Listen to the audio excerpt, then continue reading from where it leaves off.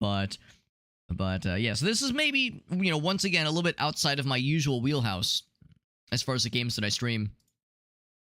But it is not outside the wheelhouse of games that I enjoy. Even though I played a decent bit of F-Zero GX, kind of a fake F-Zero fan because I never played F-Zero X on the N64. So I never played what is arguably like the most popular F-Zero game. I never played like the real shit. I played the one on the Game Boy Advanced. I played the F-Zero game that was on the GBA, and I played, I think on an emulator one time, I played a little bit of the original F-Zero. But the one I played the most was F-Zero GX on the GameCube, and I loved it, but boy, I was bad at that game. In my defense, that game's very hard, I think. I think it's very hard. That game kicked the shit out of me. But I still enjoyed it, so I like games that tickle a similar pickle to F-Zero GX. That kind of sci-fi, badass, kind of like fast-paced gameplay style. I never did play Fast RMX. There was the Extreme G series, there's Wipeout, like there's a bunch of others that I just never played, so, better late than never, I suppose. Also, I wonder if I would do better to play this game with mouse and I'm sorry, with gamepad instead of mouse and keyboard. I'm gonna plug my controller in real quick. Not to alarm anybody.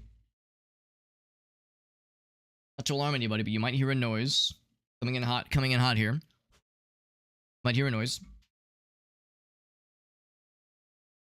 You will hear nothing. Oh, it's okay. Well, controllers work better. Controllers work better when you plug them in. Give me 1 sec. I had a friend in college. Whenever he was in a bunch of my computer science classes together. His name's Joe. He was in a bunch of my computer science classes because we started around at the same time. I think he's around my age. So we kind of went along the curriculum together, learning how to, like, you learn about software development, you learn about computer science, you learn about programming and coding. So we're all learning these things at around the same time because you're in the curriculum at around that same pace. The people that are in those early classes, if they stick with it, you're probably going to graduate with them. So I had a lot of classes with him, and one of his favorite phrases when he would screw something up, especially if he were to define, he would like write a function and it was looking good, but he would forget to actually call the damn thing. He would always say functions work better when you call them. So to that point, controllers work better when you plug them in.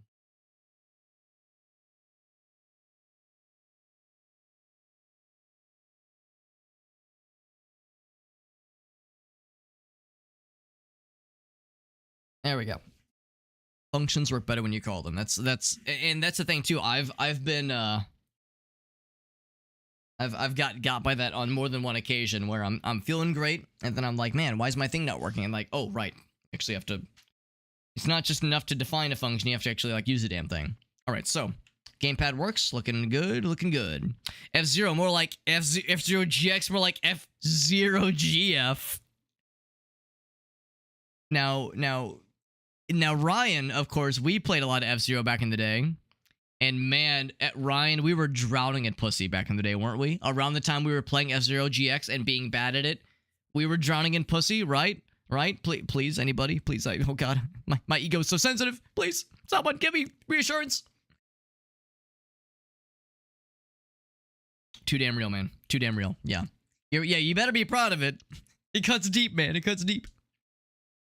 Right, so I'm not sure what the audio situation looks like here necessarily, or what it's going to sound like, but all we know is that like everything's set very high. We could set it to ultra. Maybe I shouldn't get too out of hand here. We already set it to very high. Let's not get too out of too overboard here, Alex. That's right. That's right. Had to wear snorkels, which increases sex appeal, as it should. As it should. No woman could resist. No woman could ever resist such things. I'll just assume we're going to want to lower everything a bit. I'll just assume we're going to want to lower stuff. I like to do that stair-step approach where voice is still fairly high, relatively, but music goes down, effects, and voice. Really, everything gets lowered to some degree, at least. Camera shake, probably not. Lobby notifications, maybe? Maybe. So accelerate is A. Turn left, turn right. Yeah, that seems fairly simple. Okay, so air brakes presuming to like help you drift specifically. Taking tight turns. You can pitch up and down. There's weapons. Apparently, there's weapons. It's the buttons. There's left and right weapons. Good to know. He's in denial, all right. And then Kerse boost? Kerse. Like, I don't know, kerosene maybe? All right, so there's the boost. Good to know about. There's no, like, handbrake. There's reverse camera. There's just the brakes to help you, I would assume, like, take tight turns. Maybe this is one of those games where, yeah, you don't like stop going fast, bro. You don't stop going. There is no slowing down. There's just keep going faster. Do I want stream safe songs? Probably. So these are all fine. Oh my god, it's probably not these Sandstorm. There's no way. So Dub FX can get fucked. Apparently, Warp Records can eat an entire penis. Meth Lab, you're okay. Whoops. Yes, it's a little bit sensitive. Here, I'll do the D-pad. Yeah, Wolf Beats, Rengaku Global, Akira Complex, DVI. All right, so most of these guys are okay. Yo, Eddie, our boy Eddie is good. Girl, Kaya Project. All right, so again, I think I might be unknowingly toggling things when I don't mean to. Let's go back to the top. Let's do one of these. I'll go to a bump, and then bump. There we go. So I'll just leave it there. I want to save the changes. I do want to save the changes. What's up, Anthony? Asking, am I hard yet? Yo, I'm always hard. Always. At a moment's notice. Always ready to go at a moment's notice. Despite some less than great physical and health-related issues that go along with it, we're always hard. Constantly. It is a constant issue. It's gonna be a good game. That's right, yeah. It's gonna be a good game if we're hard already. So, with that, my friends, do I pop in the garage real quick? I mean, we can look at our guy. We're probably gonna, like, get some... Here, yeah, I can look at our cool ship. We're probably gonna, like... I don't know if this is the game where the kind of game where you customize your ship at all. Create loadout. These all look pretty cool. Yeah, before I go crazy into the cosmetics and customizations... I think what I'll probably do is just jump in as it is, just jump into the career, and just kind of let come what may. If I had to guess, the garage part is probably more for the online experience. I imagine the career thing is probably self-contained. If I had to guess. So let's jump in. This is Pacer Classic. Once again, shoutouts to Rainmaker GG for the review key. And yeah, I haven't played an F-Zero style game in a long time. There's a bunch that I've always wanted to check out. Fast RMX, these other kind of like F-Zero inspired games, but this one looks pretty cool. This one looks pretty slick. This is indeed my first time, so yes, I should probably try to get good. Let's do the training. And there we go. Nice and simple. Learning grounds. Yep, I could probably stand to learn a thing or two. To learn the basics of the mechanics. You got it. This game, I think, originally came out in 2017, but I think the classic edition that I'm playing right now came out like a year or two ago. Performance lot. So I guess this means that yes, we can't make any alterations right now because it's the tutorial. Fair. But yeah, sure enough, there are ways where you can tweak your loadout for a given challenge. No, this game looks really cool. I haven't really looked up how the game was received. If the reception was like totally positive, or if some people loved it, some people not so much. No idea what to expect here. All I know is that it looks badass. And when I saw there was a review key option for it, I said, I'll put my name in. This game looks sick. By the way, there's no audio so far. A little bit concerning. I'm not sure if we should be hearing something. No, I mean, it looks pretty. Looks real pretty. Once we get into the game, I'm hoping we'll hear something. I'm concerned I'm still not hearing anything. You guys aren't hearing anything either, are you? Uh-oh. That makes me nervous. It looks so pretty. But I should definitely be hearing something. You can hear me talking, but the game... Alright. It couldn't be that simple, right? It couldn't be that simple. Let's go back to the options. There wasn't an option that I saw, at least, that was about, like, audio device. So let's take a look at the volume mixer. And let's see. Can I do anything with this?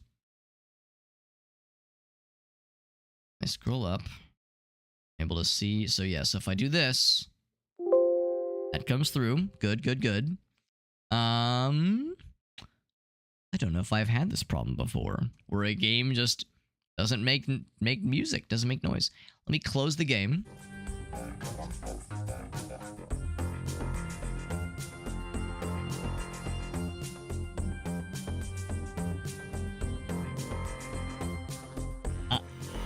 What did you do different, Alex? I don't know. I had absolutely clicked into the game. But maybe it was like it lost focus and didn't regain it fully when I clicked. I don't know. Somehow it got silly. But now it's good. Now it's good. We can hear things again. Oh. Uh-oh. But now my controller's being weird.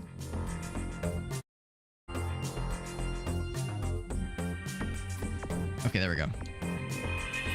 It's a little squirrely. It's a little squirrely, but we got it. We got it. Let's lower the music. Lower the music a little bit more. Probably lower these things too.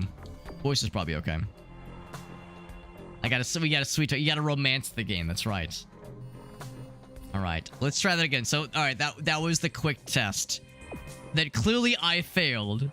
Clearly I failed the test. All right, but now we got it. So let's see what we almost missed from the intro cutscene. F-Zero fucking sound. That's right.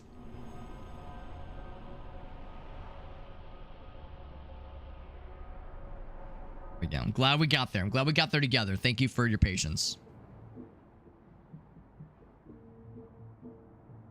Let me know if the audio balance is, you know, imbalanced. If it needs to be louder. I was pretty aggressive in lowering things. Kind of chill right now. There's no dialogue, so maybe there's not much to say. Maybe we're just admiring how pretty this is. I was waiting for like a good afternoon, racers. We have a fresh new slate of trainees about to start. Let's see how it goes. Let's welcome our brand new racer, Alex Q Super Hobbit. No applause with this one. He must be some short little shitter. You know, I was waiting for like that kind of thing. Anyway, let's jump in. Oh, let's get ready to Pacer. Doesn't quite have the same ring to it, does it? 3, 2, 1. All right, that's the voiceover we get. All right. So, yes. So the tutorial is in the bottom right-hand corner. You'll get a little blip. You'll get a little blip that tells you like, oh, press this button. Oh yeah, right there. I used the air brake poorly to try to make a turn very good. I don't think I got any weapons. Yeah, I have no weapons right now. Yeah, that guy's flying all over the place. This is a very pretty game. It looks really good. Here, I'll get one of these things. That's what I got. Oh, no, that was more shield. Yeah, that was just more shield. So maybe there's no weapons yet. There's health. Yeah. So these contribute to your shield. What's this gonna do? It's just a boost. Just go fast. Going fast is kind of how it goes. Now in F-Zero, there is that spin attack that you can do sometimes. At least like in F-Zero GX, you have that wild-ass spin attack. So I don't have one of those, obviously.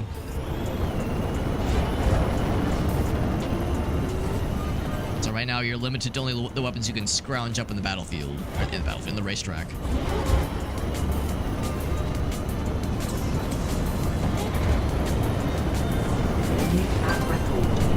So, good personal best. Good peeb.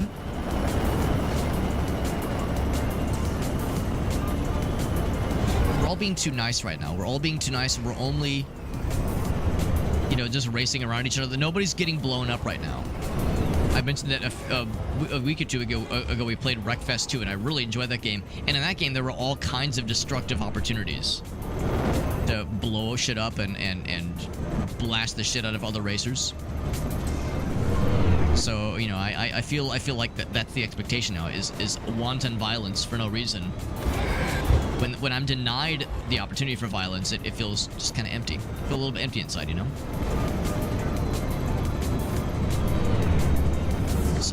go down the middle like last time and just run into the wall. Let me know if the game is, if the stream rather is struggling at all, if OBS is having a hard time or dropping frames at all. But I think we should be in pretty okay shape. Like I'm maybe leaning on the air brake too hard and it slows me down. Finish. Like at third place, not too bad, not too bad. We got Messi over on YouTube. What's up, bud? What if he just said boogity boogity boogity? Boys, let's go racing. So my name 689976114. Yo, way to like dox my social security number, bro. What the hell? Wait, yeah. What number could that be? Maybe that. Yeah, if it's not my social security number, we could say it's my some kind of sequence of my DNA, maybe, or yeah, some kind of like numeric-ified representation of my blood type or shit. Oh, guns ready here. Now we get to learn how to shoot. There we go. Destroy opponent's craft as often as you can. Don't ask me twice. Got either creating and applying a weapons loadout. Good to know. Go for the weapons option. All right, weapons. Create a new loadout. Okay. How do I create a new loadout? Let me guess. Do I press create loadout? Yes, we do. Gotta give it a name. Loadout name. Tutorial loadout.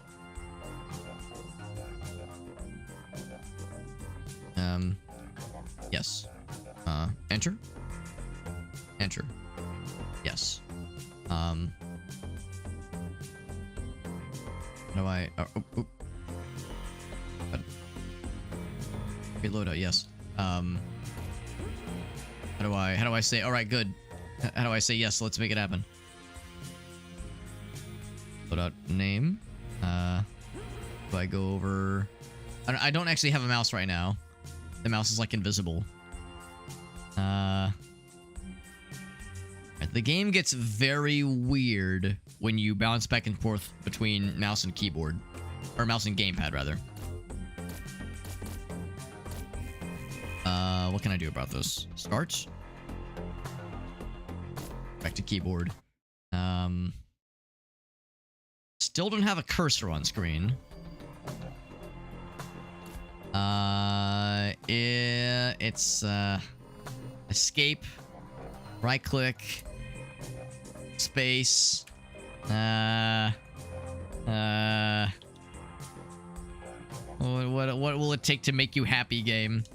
Yes, yes. So now that's being... Alright, can I press this button, this button, this button? I'll press any button. What if I press this? That's the Windows button. Don't press that, Alex. That you don't want that. Yeah, it's I think I gotta kill the game. I think it's like I've gotten into some kind of UI soft lock. I gotta kill it. It's being a little scrunchy. So right from the get-go, we're having some technical issues from time to time. You know, when we first launched it, there was just no sound, which was bizarre. And it really does not like you doing any sort of swapping between mouse and keyboard and gamepad. But at the same time, when you're typing in a loadout name, which it requires you to do, it's a hard one to get away from, unfortunately. Connecting to service. I wonder how I can change my sign-in name. My sign-in name is this like series of numbers. Actually, I think I might know the answer to that question. Is that something here? The in this thing maybe? Count. General. It does not say. I'm thinking like, yeah, is there a way where I could like change my name, my dude's name from series of numbers? It doesn't say anything on there. Okay. Yeah, it's worth a shot. All right, so let's go career, training. Yes, training, and then the gun's ready. Right. Okay. So for weapons, yes. Okay, create loadout. All right. What if loadout name. Here's the thing. How do you type it in with just gamepad? You got to go to mouse keyboard, right? Unless I'm like losing my shit. So I'll say tutorial, loadout, enter. Good. Base. Enter.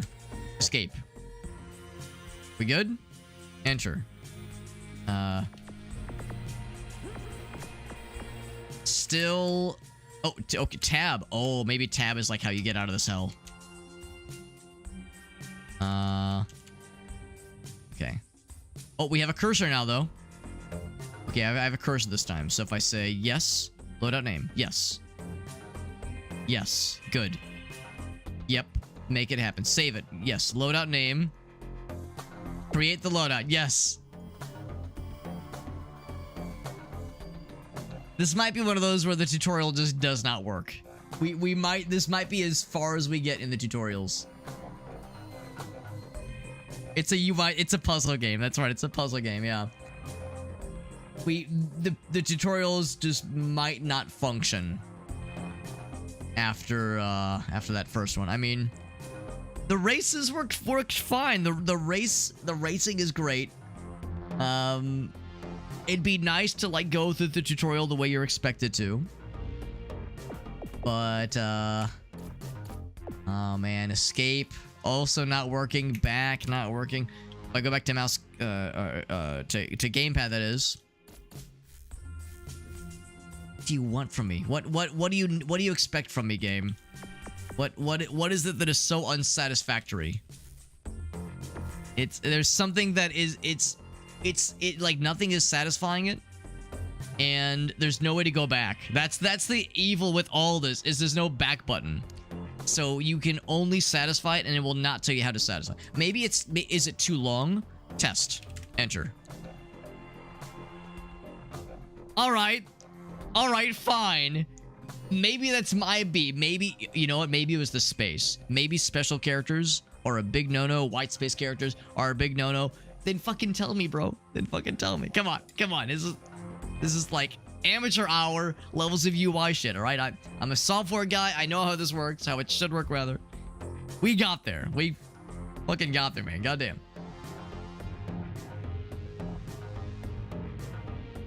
Any weapon can be equipped in either slot. All right. So they say lefty gets the nano rocket. You got it, bro. So left weapon, nano rocket. Bam. All right. Yes. We good? Is that it? Yes. Okay. And then this weapon behavior, apparently. So modifications, more damage, more ammunition, disruption, use the target, blah, blah, blah, blah, blah, blah, blah. Each weapon can have up to 2 modifications. So for left mod 1, look at the behaviors. Rail-guided launch is free for now, so equip it to boost the speed of your rocket. So left mod 1, rail-guided launch, they're making it real easy for me, so there we go. Repeat the same for the right weapon. Not all slots have to be assigned. When you're done, press back. All right. So they really want me to have that nano rocket with the cool launching thingy. So and then a second mod. Of course, I don't have a ton of credits. This one was free. I don't have a ton of monies right now. In fact, I have very little monies, and I can afford none of these right now. That's fine. That's fine. So let's look at the right weapon then. We I guess already have the nano rockets. Gauss cannon sounds cool. Pulse blast, that sounds cool. Shoves opponents out of the way. Drop mines now, which I'm sure I can drive into and fuck my own shit with, so I'd rather not.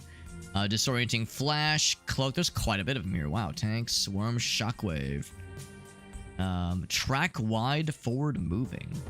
Small damage and disables boosts. Damage your target while restoring your own shield. This is like the green shells from Mario Kart. That's pretty cool. Hitting from opponents and incoming attacks. That all does sound pretty cool. Rapid fire cannon does sound pretty cool too. Not a lot of damage, but it is a disruption. So let's be disruptive. A disruptive kind of guy. These are all too expensive, as you can imagine. We're good. Loadout list. You can see your created loadout. That's it. That's it. All right. And if you give it a special character or a white space character, we will personally bring down the goddamn house. You will not be allowed to scratch your own butthole in the slightest ways. There we go. Next event. That's right. Can I look at the other things? Cosmetics, performance. No, you cannot. Select your loadouts. So, performance, none of that shit. But this one, we got that test loadout. There we go, baby. There we go. All right. So we learned that the weapon buttons, a left and right button. randomly loud suddenly for a moment there. We're in ice mode now. What is the Awakened Cthulhu Channel Point Redemption? I mean, it's exactly what it sounds like. It's exactly what it says in the channel description, or in the redemption description. And if you read it closely, it really itemizes it pretty well. It kind of goes down the list of what I will do.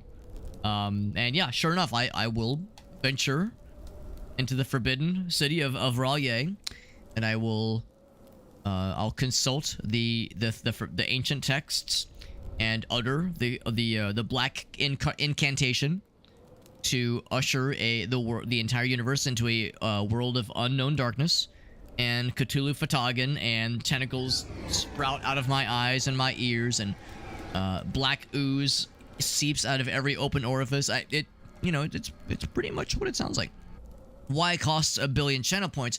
Well, you see, the average human lifespan is something around 2.5 billion seconds. That's about the average lifespan. So literally it's impossible for somebody to get that many channel points. So I just wanted something funny. I just wanted something funny and silly to put in the channel description, in the channel point redemptions. That was impossible, but not something predictable like Alex deletes his channel or eats his own shit. So 3, 2. it was me being a silly. Oh, wrong button. I got excited pressing wrong buttons. You know how it is. Right. So those are the weapons. I want the weapons. Let's drop in mines. I want that. Okay, no, I don't. Well, I apparently got something. That's the gun. That's the pulse gun thingy. I apparently have the missiles as well. It fires the missiles. I mean, I do kind of wish that they were still in the form of in the form of banana peels and Koopa shells. You know, I feel like that's more my speed, generally speaking. Don't you tether me, bro. It's kind of cringe tethering somebody in today's day and age. In today's highly wrong button. In today's highly charged political environments. Ouch. He banged my flash. He banged my ass.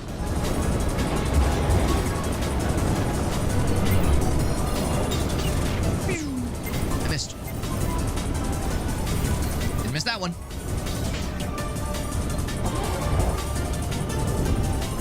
Oh, I probably should have gotten that shield re-enabling.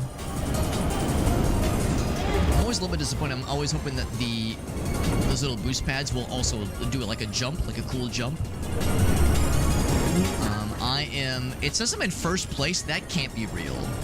Chat, is this real? That can't be real. Oh, it's number of kills. We're not trying to go fast. We're trying to kill people. So yes, it's real insofar as nobody has killed yet. We're all being too nice. Now I'm getting like fucking blasted. I'm getting booty blasted with my shield. So maybe I shouldn't be going too fast, because if I get too fast, then I'm not gonna be able to like follow up at all. Guy got exploded. So some guy got actually a double kill.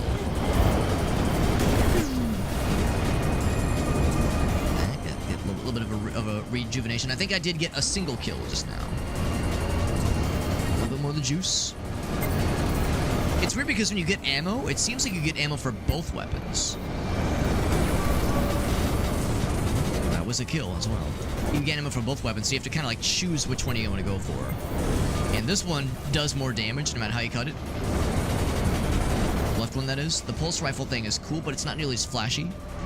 Therefore, I'm less inclined to use it if it's less sexy. It's a little bit of a bummer that it's like a shared ammo pool. I would maybe prefer it was different ammo pools, but I guess it like forces you to be strategic. Yeah, the cloaking device thingy forces you to be strategic and about like you know in which situation does weapon number 1 or weapon number 2 make more sense.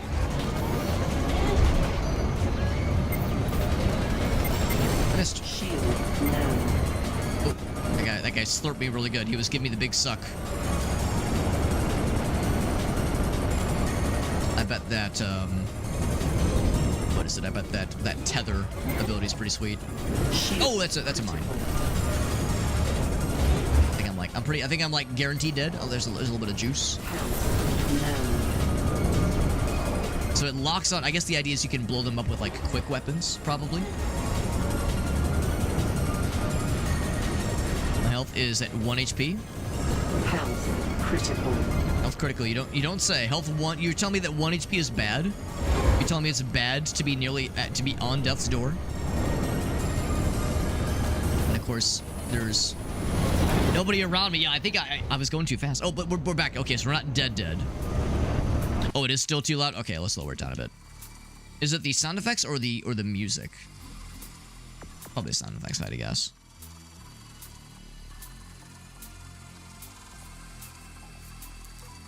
It's both. Oh, good to know. Thank you. So the voice a bit as well. And resume. All right.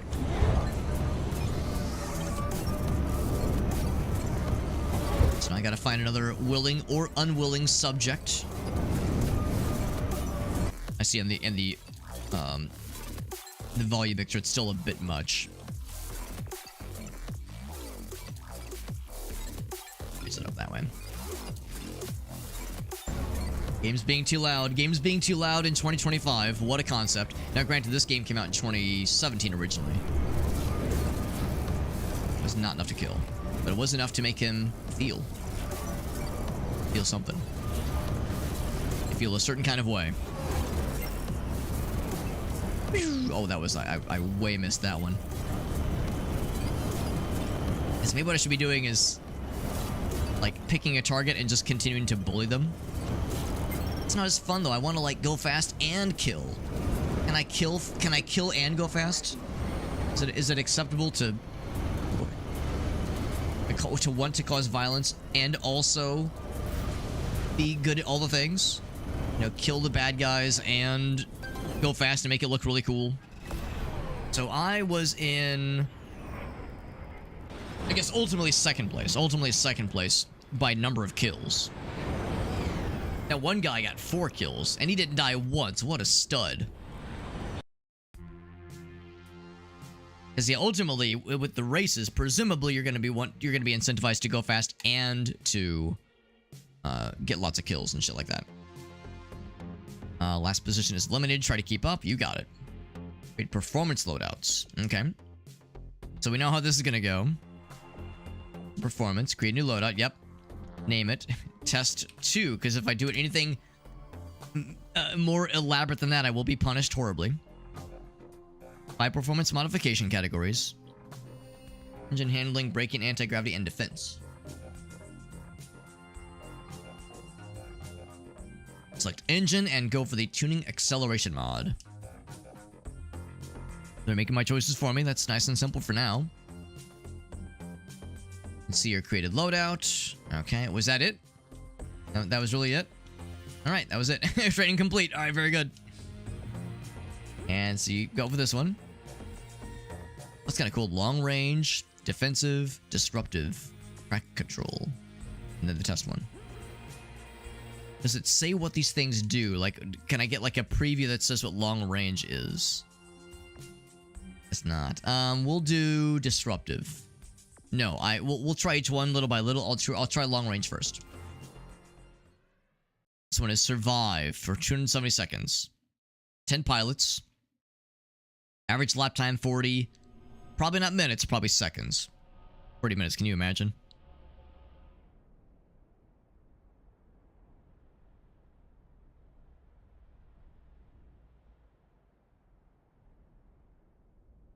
Go and jump in. I do want to make my ship look pretty at some point. One thing I do want to check real quick. Oops. There we go. Now it should be good. Come on. Oh, don't do this to me, man. Come on. Okay. There we go. Man, every once in a while, it is so weird. 2, 1. About jumping back and forth between mouse and keyboard. Or gamepad and keyboard, rather. Oh, that's the shockwave one. Yeah, we did see that one.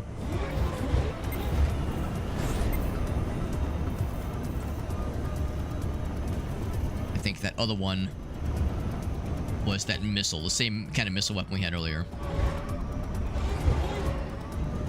So the main thing for this one is surviving. They say survive for 170 seconds, I think.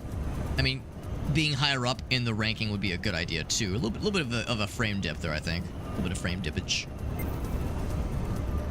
Not a lot of damage, but a little bit of disruption. And apparently the range is quite good. Boost ready.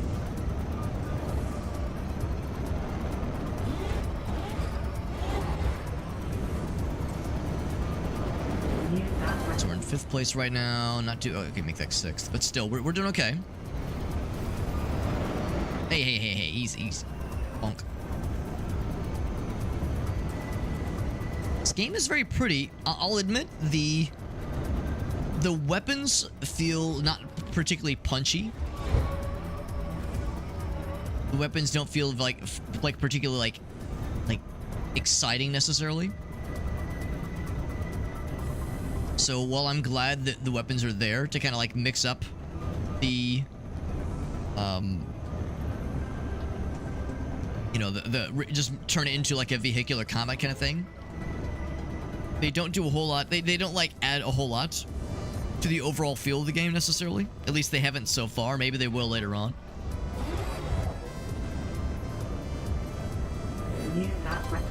Also, there's not really a lot of people around me right now. Oh, but I see, yeah, time remaining. Does that mean we made the cut already? Yes, yeah. Oh, I see, yeah. So-and-so's been eliminated. So, yes, we have to make... I think we just have to make sure we're above a certain threshold every time there's a new lap. And eventually we'll need to be in 1st place or else, I think is the idea. So I do see that fella. I do have a long-range loadout, so ideally it sounds like I might be able to reach him and blast his ass. Oh, he's dropping mines though. Sneaky boy. Double boost. Oh, I like that. Try to catch up this guy as much as I can. He's going very fast. Going fast is the name of the game. I can hit him. I'm not sure if it has like the seeking juice that I seek. There he is. Oh, actually, that might be someone else. I'm mysteriously out of ammo. I might be lapping somebody.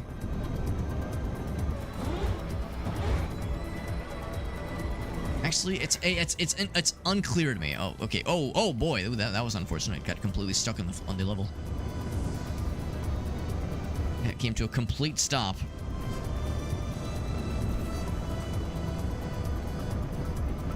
Yeah, you can't avoid those things, but it doesn't do much damage, obviously. It's a small disruption.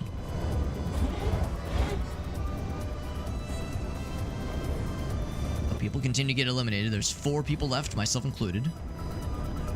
Like, starting to kind of creep up on that guy's ass. Boogity swooty. Was approaching the booty. Couldn't launch this thing, but that was a bit of a Hail Mary. Yeah, wishful thinking.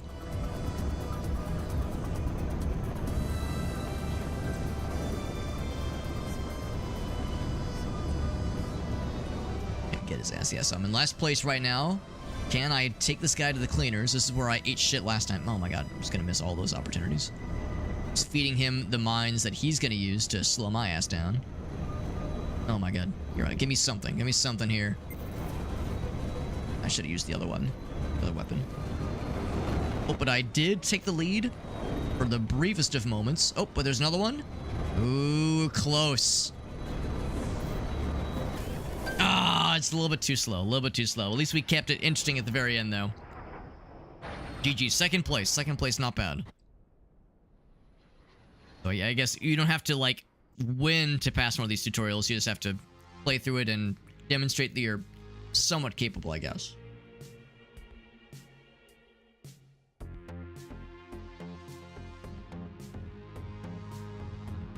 Alright, so that was, I guess, the last, like, new thing. Now it's time for just a regular old race.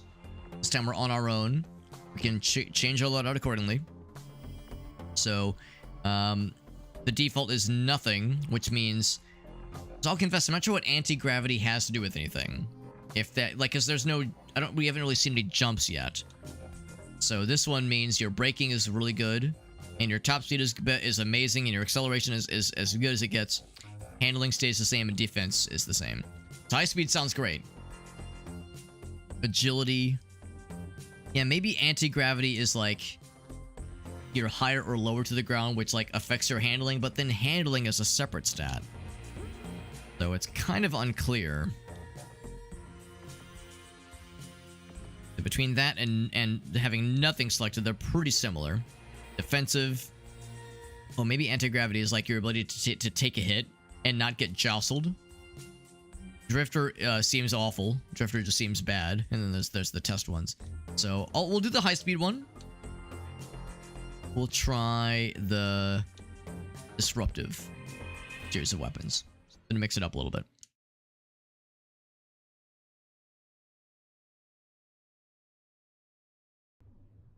Midtown traffic. Is that a dystopian Taco Bell in the distance I see?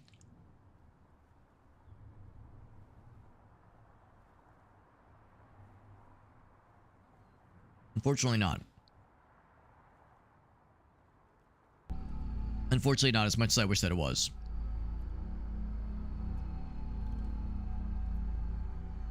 I'm curious to unlock more weapons though. For the custom loadouts. 3, 2, 1. Alright, it's your boy 6899714 coming at you. These nerds ain't ready. These nerds ain't ready for us.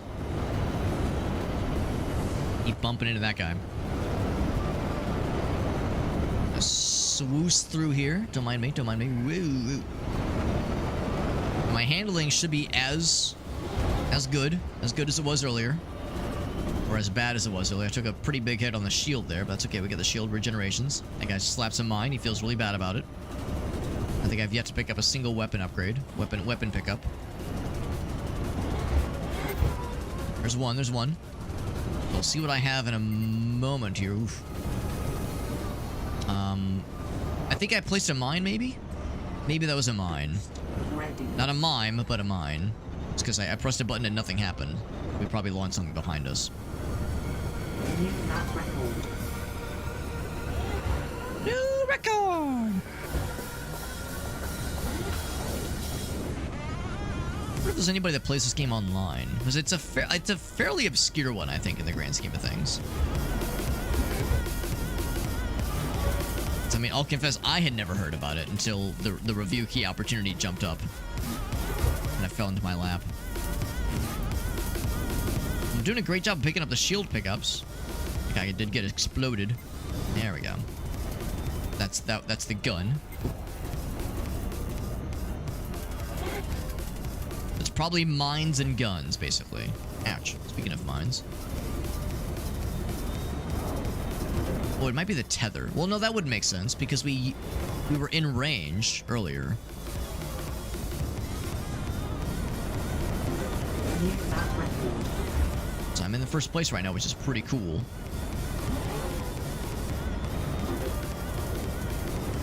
That's where I was gonna say, I thought I picked up ammo. But when I was right behind him, nothing was popping. I like the mascot on the side there, just off the racetrack there. Some kind of like big stuffed animal mascot there was in the. I thought it was Sonic for a second there. Some kind of mascot character, like some kind of extremely large float in a parade. That guy's still here, being a general shitter. Alright, so I do still have that. Yeah, the other weapon, I have no idea what the other weapon is. Oh, shit. And there we go. So we got the first place. My first dub, and it was, I guess, on the one that mattered. Yeah, place a mime on the battlefield. Can you imagine? Would the mime explode on contact? So it's a mime mine.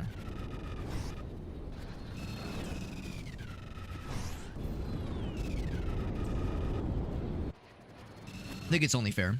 We won that by 0.1 seconds. 0.11 seconds. Still counts. Yeah. Yeah, or even better, yeah, even better. It's they create an obstacle that explodes the enemy instantly. Keep trying and make the gold. Well, but I won that race. Is that the only one? You would think that's the only one that matters.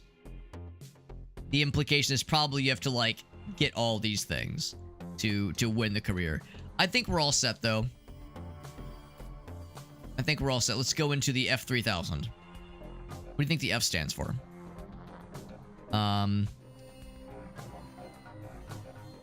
Quicker learners than I thought you'd be. Blah blah blah blah blah. Is there anything else? Yeah, career.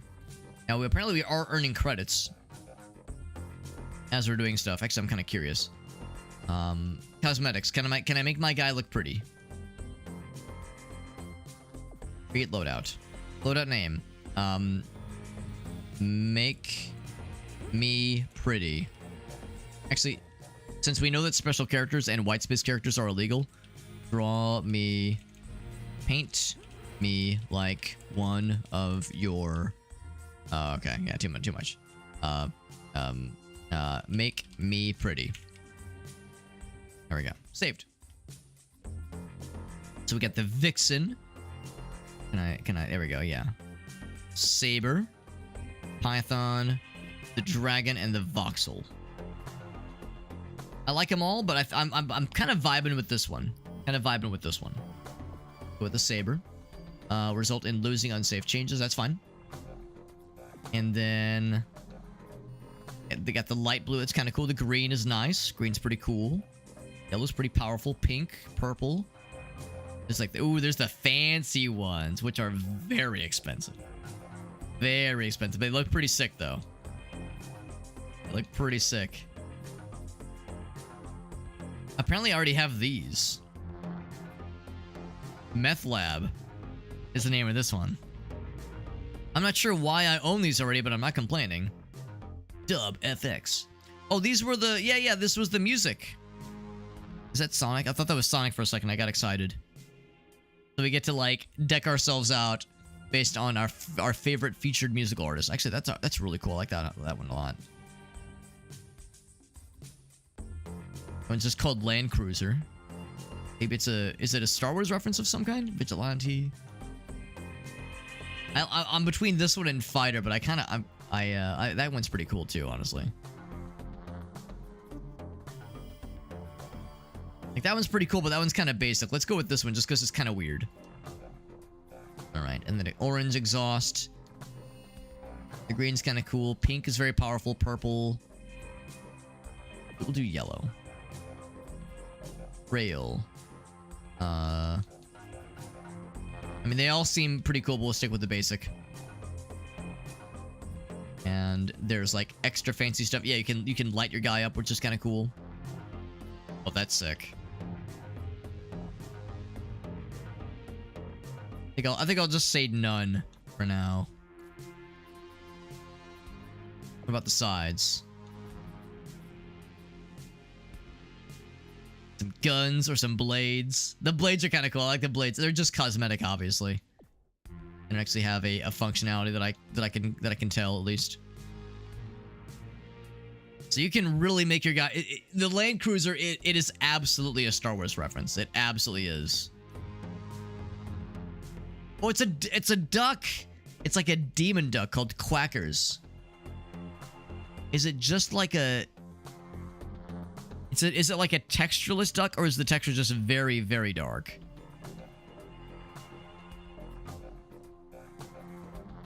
I guess that one. And then the hood. Oh my god. So okay, now you can make the vehicles look silly. Cowboy hat, yeah. Yeah, it's one of those. It's one of those. You have two hats. Seeps into all walks of life, so it would seem. All goofy ass hats. Can make it look like a Land Cruiser from Star Wars. There's the Jester. There's the wizard hat. There's the Vigilante one. Of course I'm gonna be a dumbass and go for the cowboy hat. How could I not? How could I not make my guy look like the cowboy hat?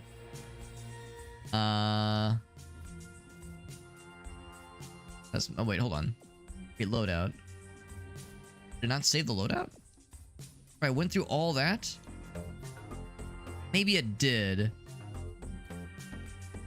If I say like career, this thing, performance. Oh, so maybe you can't fuck with that in the career. Ah, I went through all that trouble. I spent all that time. All right, so what I will do is look at, yeah, next.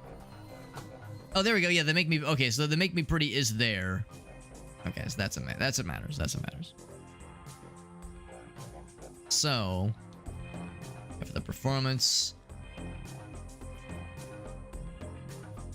I'm curious about the high speed one. Anti-gravity. Yeah, so we don't have a ton of these. So yeah, I don't even have this purchased yet. I'm not sure how we're using it. I guess it's built into the preset already. So I guess the presets are available, but we don't own the individual items yet. So I guess I won't fuck with that for now. Okay. Okay. So let's jump into the career mode then. But first, Elgato also does have the next part of the video for us, which is very convenient. Let me go and mute the game.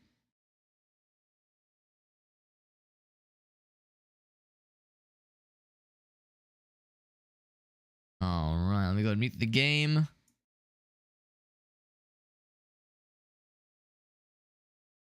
It should be on its best behavior. It was getting a little bit silly when I was alt-tabbing earlier, but I'm fully confident the game is going to behave itself. No weird shenanigans could possibly happen. LaBelle's talking to Seagal. So we were at just pretty much at the 10-minute mark. Yeah, the impressions. We're at the impressions. Impression of Steven Seagal. But not as good as his impression of Danny Glover. In all fairness, it's a pretty damn good impression of Danny Glover. In 2005, Seagal released an energy drink known as Steven Seagal's Lightning Bolt. It's since been discontinued, but I managed to track down a can of it in America. However, the seller will Sorry, not let me ship it to reset Ireland, with the captions. but not as good energy as his drink. impression of Danny Glover.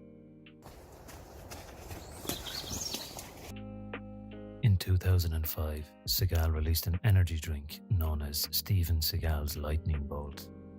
It's since been discontinued, but I managed to track down a can of it in America. However, the seller will not ship it to Ireland, so I have started a GoFundMe campaign to fly over to the US and document me tasting the can of Asian Experience flavoured Seagal drink. If you'd like to support me, the details are in the description. The Asian Experience. Next, I made a 2-part silicone mold by laying Seagal's body down on a bed of clay.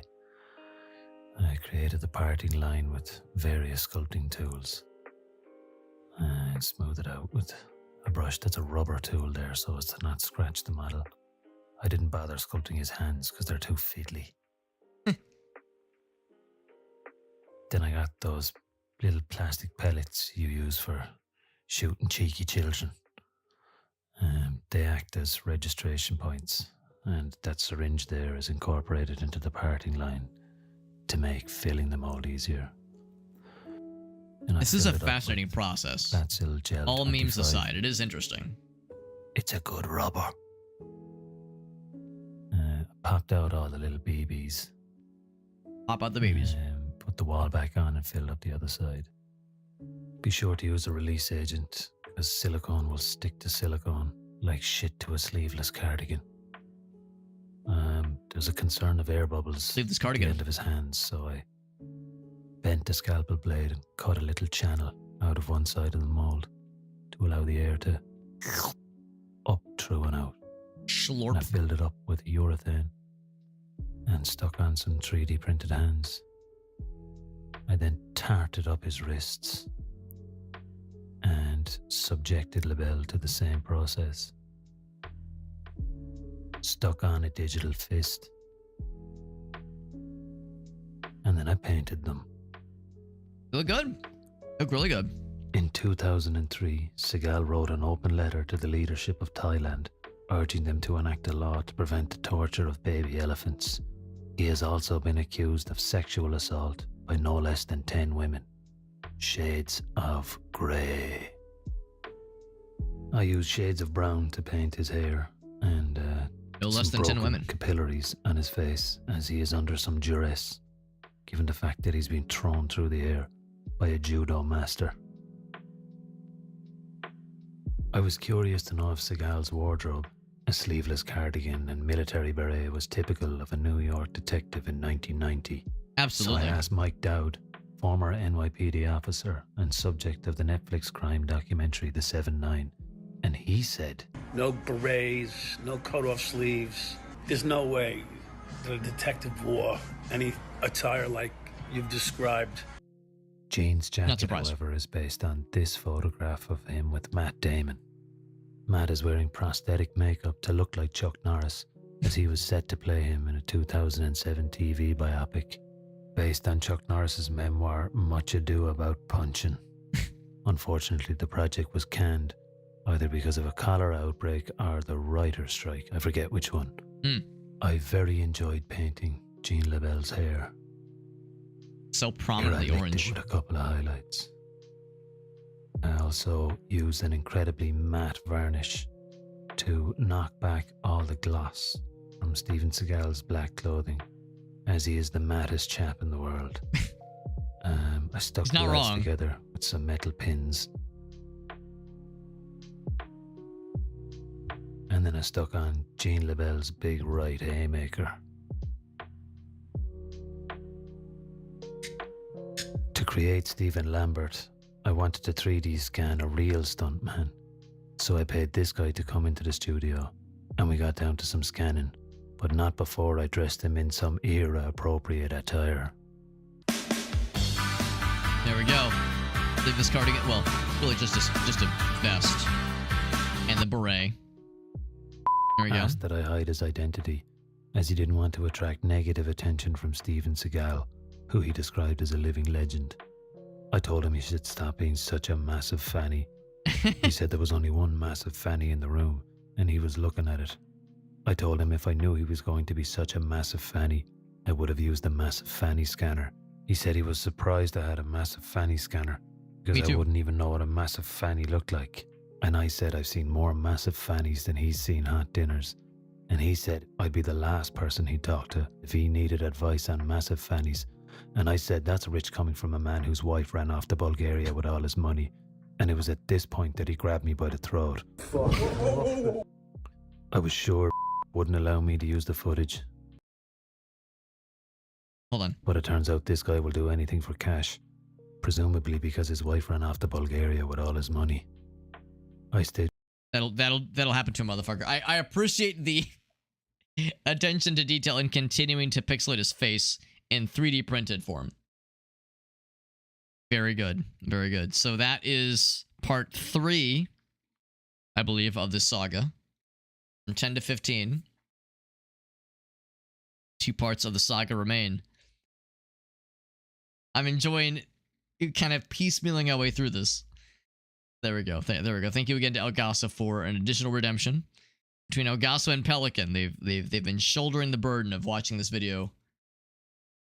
And yeah, in a very interesting and very delightful piecemeal format.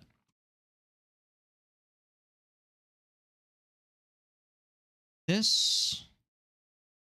Back to the games. You guys for the redemptions. It is an enjoyable video. It is, yeah. I even intended to watch it off stream because when it was first brought to my attention, I was enjoying it. We watched it last time. Yeah, I think it was It was either the Buster Keaton video. You know what? Yeah, that's exactly what it was. The Buster Keaton one was the last time we kind of stitched together a redemption train. Yeah. Phantom Menace. We did. There was one time where we watched like an extremely truncated Phantom Menace experience. No, it wasn't even Phantom Menace. It was just the prequel trilogy. Yeah. Yeah, there was one where it was like it was like a 20-30 minute like shitpost melding of all 3 of the prequel movies. We did that one several years ago.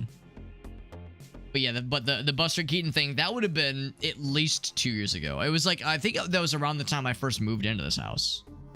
I think it was like not too long after Grace and I got married.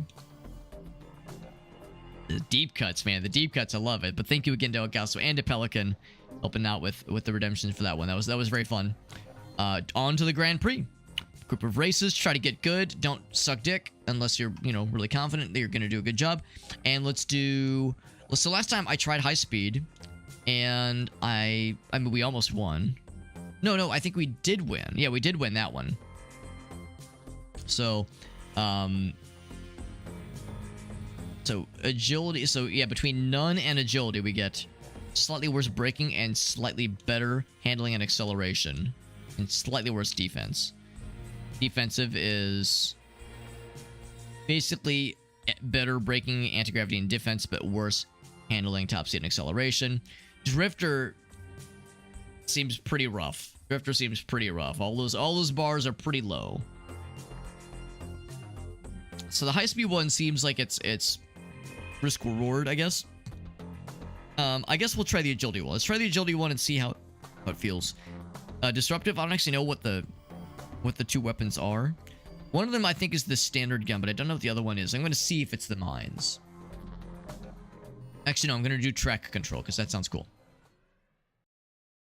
Yeah, the Buster Keaton one. Yeah, I want to say, maybe I'm wrong. Maybe it was more like a year and a half. Maybe it's not as long as I think it was, but it feels like it was quite some time ago. I think we've already done this level once before. It's a shame that in the career mode, you're locked in on the one chip, because I would like the ability to customize in the career.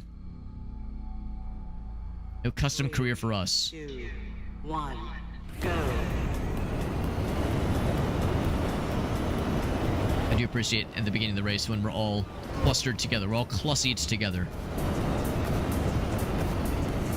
This is double boost. I'm not sure when you get a double boost. Maybe if you boost into another boost. Maybe that's what causes it. Seems like it's almost semi-random.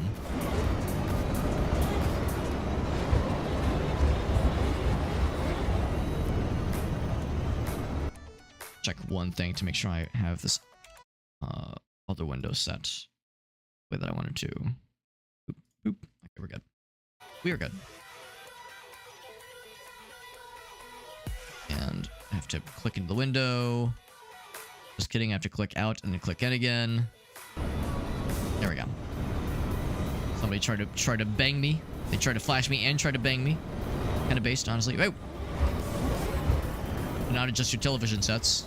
You're thinking to yourself, yo, Alex, you're literally getting flash banging. It's like, yes, you and me both.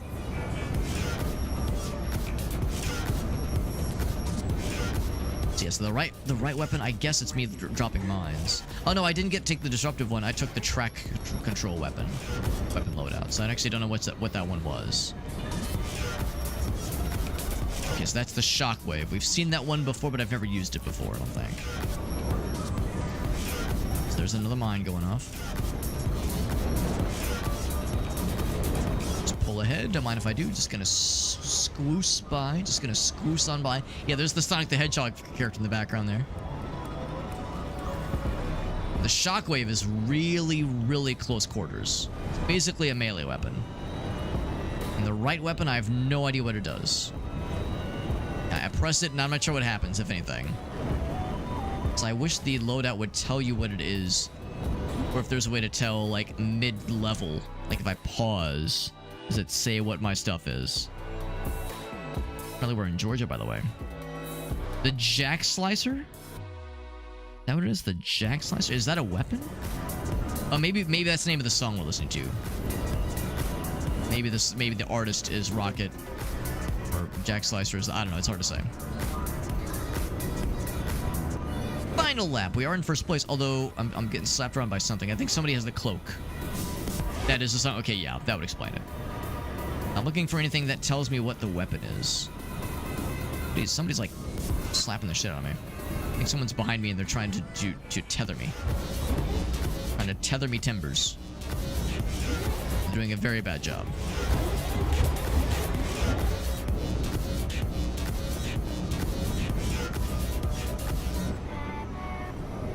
I put something down. I'm gonna guess that if I press the button and I don't know what it does, it's probably the landmine. I'm probably placing landmines. That's the shockwave. That's the melee weapon, basically.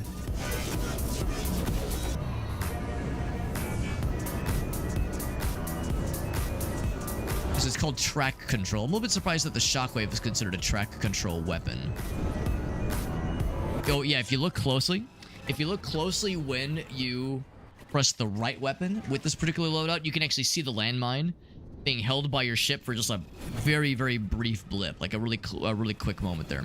So that's exactly it. 26 overtakes. I guess that means like overtaking, which is to say passing someone up. I guess you could like grind out the points really well if you wanted to. You could farm the points by letting someone pass you and then pass them back up again. So there we go. Which one's the protagonist? The only one with the exclusively numeric screen name. By the way, we got No Mercy over on YouTube. Do I do Twitch? I do. You might have wondered. I got the hoodie on right now. So yes, I am on Twitch under Super Hobbit as my screen name, same as it is on YouTube. But I do multi-stream. I multi-stream to TikTok and YouTube and Twitch, Facebook, a couple of places. So I like to cast a fairly wide net when possible. But I'm happy to have people watching in any capacity. I'm not picky. Elephant Investments. Interesting mascot for your company. Big. Oh, is this a trash yard? Is this a scrap yard? I feel like there's an F-Zero GX level that takes place in the backdrop of some large scrap heap kind of level. I like it. Very, very Shadows of the Empire. There's a very iconic level in Shadows of the Empire that takes place on like a very long train ride through a like a scrapyard, which is really cool. It says some tight turns and some banging flashes. Also, we are locked in for I think the entirety of this Grand Prix with this loadout. So if you don't like the weapon loadout or the performance loadout that you have, then I got bad news. Now, that Shockwave ability is pretty cool. It's a very good, like, get the fuck away from me kind of weapon. I would say if it were up to me, I would maybe take the Shockwave as a really cool short-range option, and then give me a cool long-range option as well, like maybe the Gatling gun or that missile weapon, the missile launcher.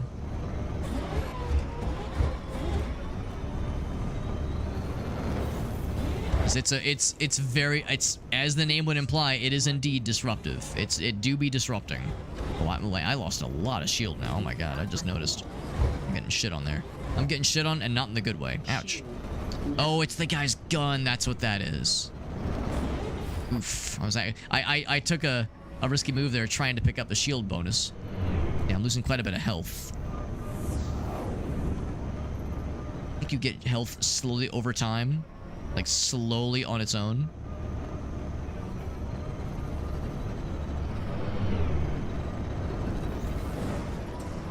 Get a little bit more shield. I could be wrong, but it seems like, yeah, you get a little bit of juice. So I'm going to be prioritizing getting shield over anything. But I'm also going to prioritize knocking the shit out of the other guys. Yeah, their ability to hit me with those Gatling guns is not good. It's not a good thing for me. Not a good thing for people whose name is Alex. I can hold it together for the next lap. Oops. It's kind of fucky, especially given how fairly narrow the racetracks are. So yeah, if someone starts to pass you, ooh, he's gonna explode me. He's gonna kill me. Ooh, he's gonna kill me. Please don't.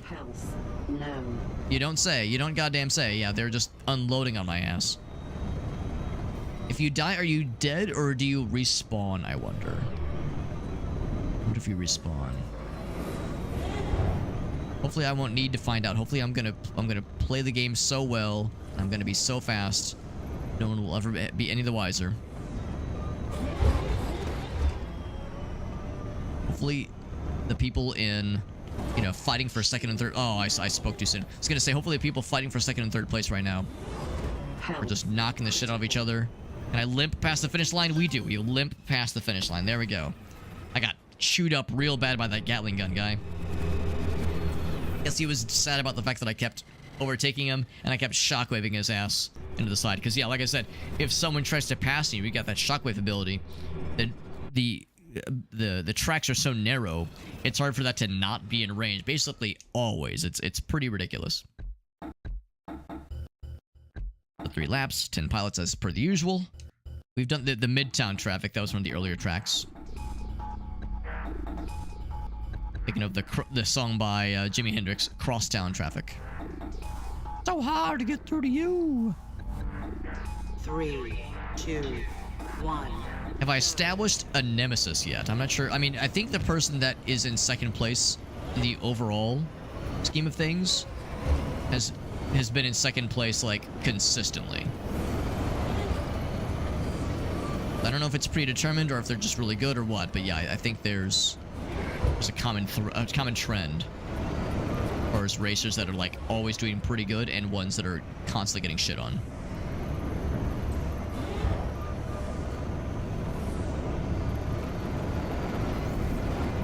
Speaking of getting shit on, I'm just gonna blast those guys. Like, these races are a lot easier than the tutorial races. Those tutorial races, Shield. and they are draining my shield. Oh my! Oh, and okay, I did get hit by a mine just there. Ready. I'm getting fucked by those Gatling guns. And fucked by the Gatling guns. That just completely decimated my shield. So I think the loadout that I have just generally has less good shields. Oh my god, I'm bouncing into all the walls. Like it should be better than the top speed. I thought the top speed, or high velocity, whatever it's called. I feel like that other loadout I was using earlier should have had even worse shield. Shield critical. Oh my god, I'm driving like garbage. Health. I'm dead. Yeah, these Gatling gun fellers are fucking brutal. Good news is when you die, you respawn pretty quickly, so it's not like the end of the world. And of course, I'm not really doing a lot of kills with that extremely annoying weapon, but it is disruptive. And again, the narrow corridor levels mean that, yeah, you can't really do much when you're getting targeted by that weapon. All you can do is just try to go fast and get away from them. It's not like you can be like, oh, let me just like take a quick turn or like hide behind something. Like there's no real third place, not too bad. Yeah, there's no real like obstacles to use at your disposal. All they can do is like hope to maybe there's like another racer you can use as cover. Shield critical. Gonna try to get that shield upgrade. Get that one too. Yeah, in this case, yeah, like he's targeting this other guy, this other bro. Shield. Thankfully, he's missing a whole bunch of his shots. I reach this guy. It'll have to involve me going pretty fast. Not with taking turns like that. Oh god. Oh god, please no. Please be nice. At this point, second place would be more than acceptable.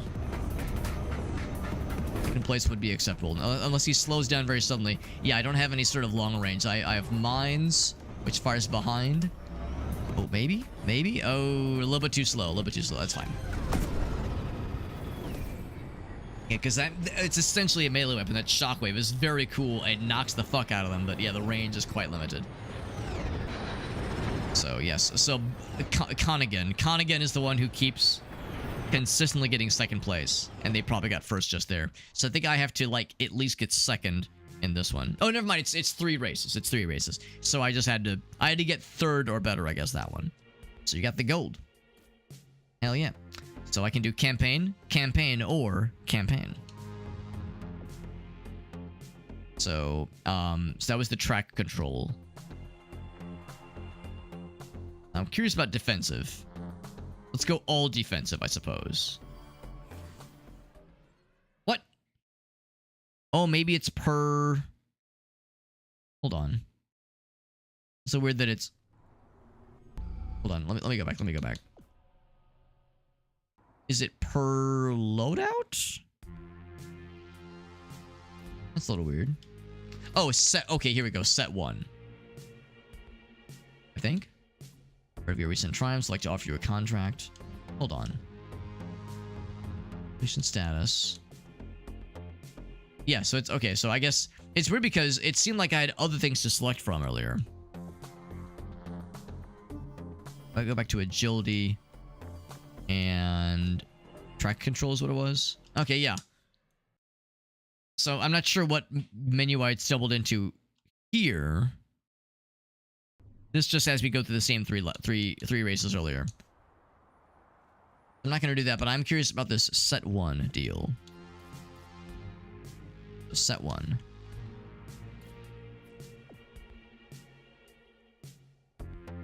One of your triumphs and offer you a contract. So we have different goals with each of these. So Yangs, Garuda, and Gagarin. Place higher than the Neumeier Tronica Novam team in every event. As they stole our thunder on our home turf, we want to embarrass them publicly. This one is complete each event in first place. Just get good. Alright, so no pressure. And then this one is achieve 2 destructions per event. That's hard to do. It's hard to do consistently. Let's go with this one. Then the Neumeier Tronics Novam team. I'll have to keep my eyes peeled to see what that entails. Proving grounds. If I just do good enough, then it'll all just work out. So now I guess we're like sporting the team threads accordingly. Now that we have this like sponsorship, this deal that has been reached. So I'm curious. Well, let's try defensive and defensive, because I feel like for a game like this, like looking at the stats is one thing, but getting a feel for it is something else entirely. So let's go with that. Maybe I should have like looked ahead of time to see what the threads were going to be. How our car was gonna, our racecraft was gonna look, and that would be the determining factor on which affiliation I would choose. Like, okay, yes, the benefits are one thing, the side, like the bonus goals are something else, but yeah, tell me how cool my ship is gonna look. That's more important. There's a secret hidden mission to outrun the police in an electric car in real life. What's up, One-Legged Duck? What do I win? What do I win, One-Legged Duck, if I pull off this maneuver? I would love to know what the secret prize is. The secret hidden mission. Secret prize. So I want to know if you just hold A. 2, 1. Is there any benefit or any downside to just gunning it right from the get-go? Or is it like Mario Kart where you have to like time the accelerator as you're charging up? I'm gonna get that thing. Alright, so I have cool little... Oh, that's the tether, which slurps their shield and restores mine. So a good slurp, a good suck. Everyone needs a good suck in their lives. And what's the other weapon, I wonder? The tether is one thing. Boost ready. Boost ready. Oh wait, there's the Kero boost, which they never told us about in the tutorial. Maybe they did in the very first tutorial and I just didn't see it. So the messages were kind of tucked away. Also, as great as this thing handles, the speed I think is just not very good because I'm consistently in last place.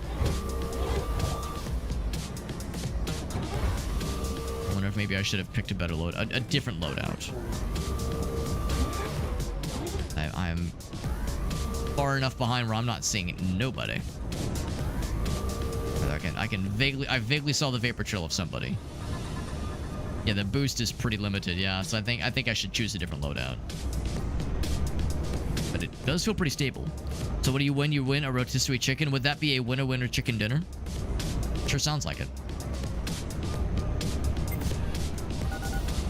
And so whatever the weapon is, it's probably the landmine again. I think we get a lot of landmines. Because yeah, when I pressed the gun button, nothing happened. So that's now 3 loadouts that seem to be all about landmines as a second weapon type. Which is extremely boring. Oh, you're trying to suck me? Or I'll suck you then. We'll suck each other. It'll be very romantic. I'm not sure if how much damage it does to their health. You know, it depletes their shield. And I'm just barely now struggling to actually pass people up. Little by little, we're getting there, but it truly is little by little. entirely possible my guy doesn't even have a second weapon. Maybe it's just the one.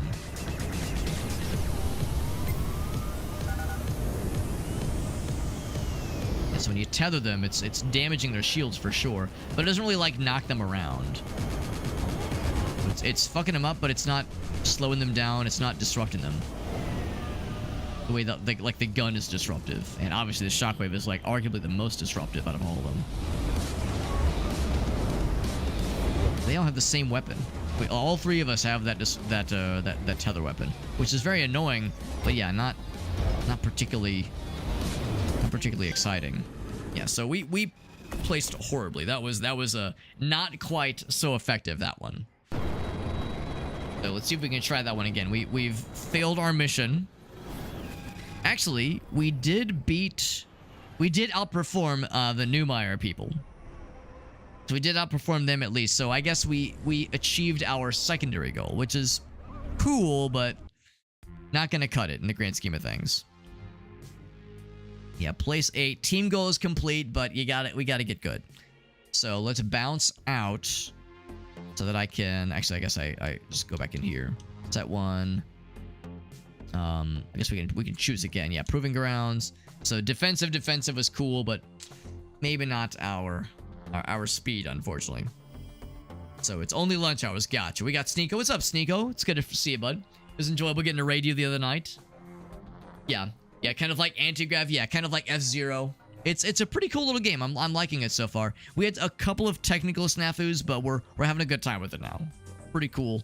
And I'm thinking what I might do is, out of all of the weapon thingies, I think what I'm gonna do is I'm gonna go back and customize my own loadout.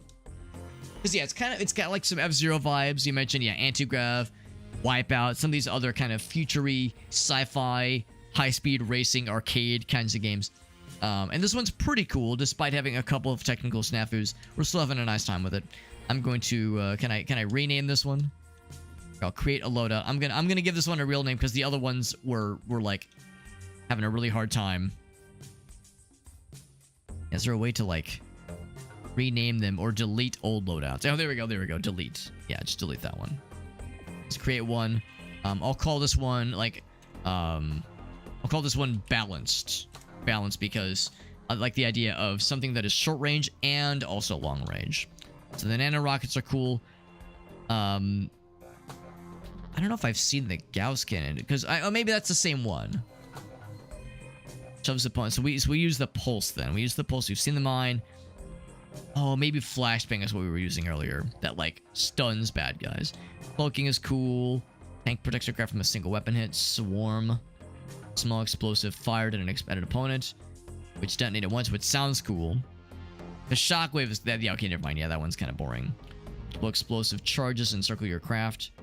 I'm curious to try that one. That sounds cool. That one sounds cool. So that'll be a short range one, and then we'll do the Gauss cannon as a more long range one. No modifications for any of those. I could buy some. I feel like I should hold off for now because I'm not sure I'm gonna stick with these necessarily. Yeah, so we'll have that balanced one, and then set 1.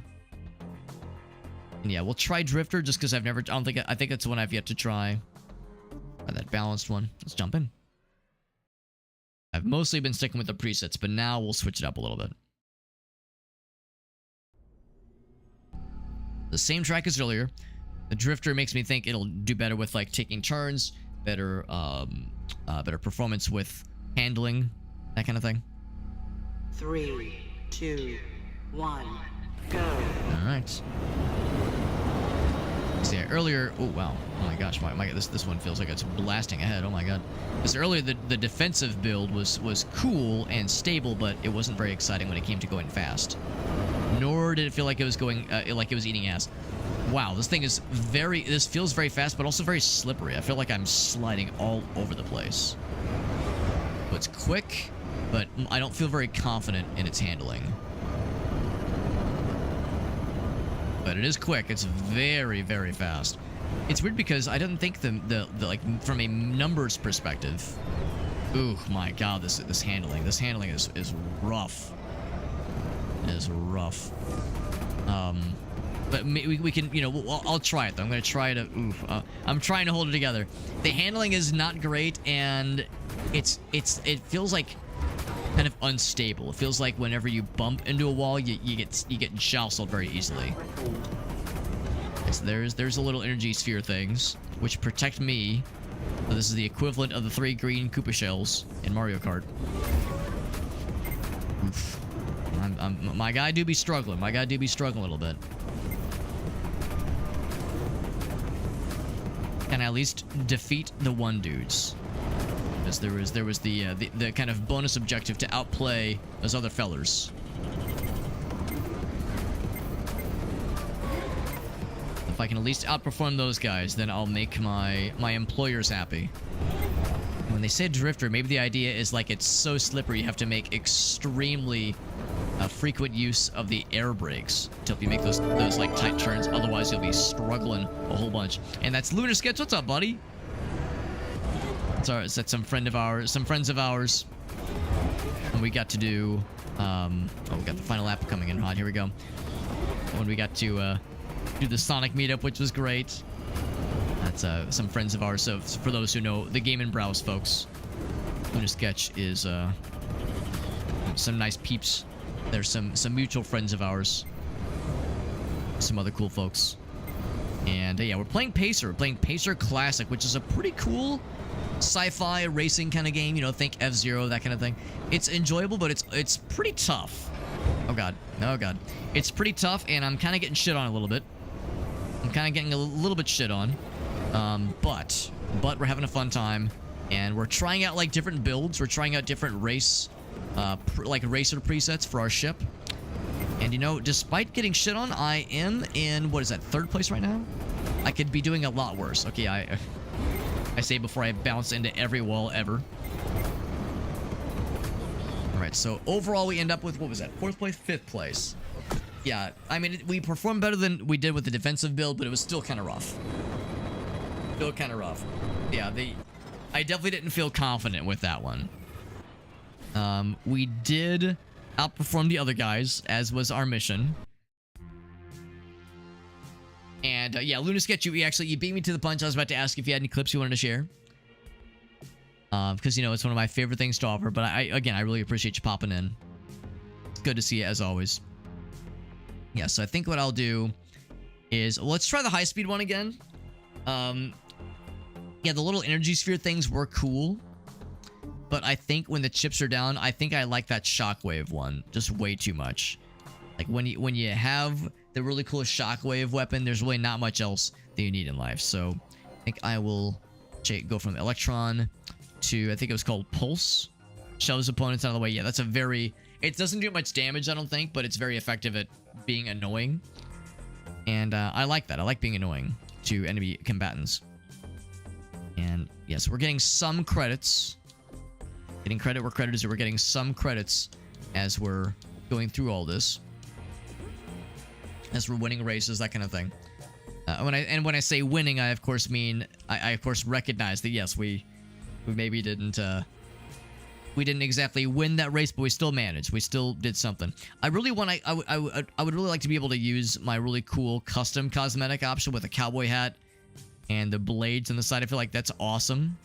And the game is really messing up by not letting me let my freak flag fly with my cowboy hat ship. That's really disappointing.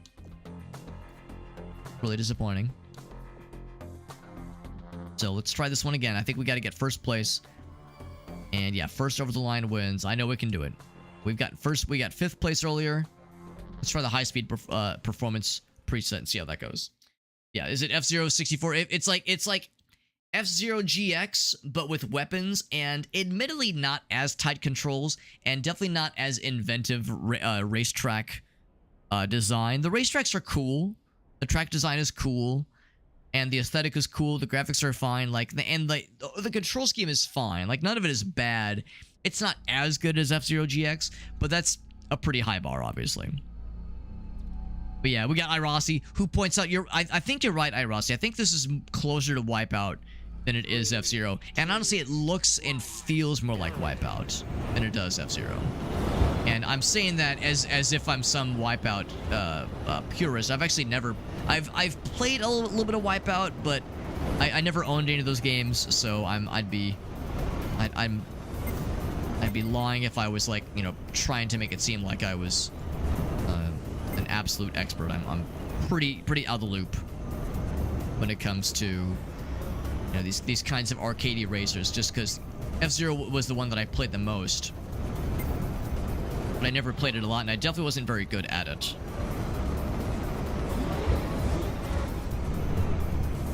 But it is a cool little game. I am enjoying it. It's called Pacer.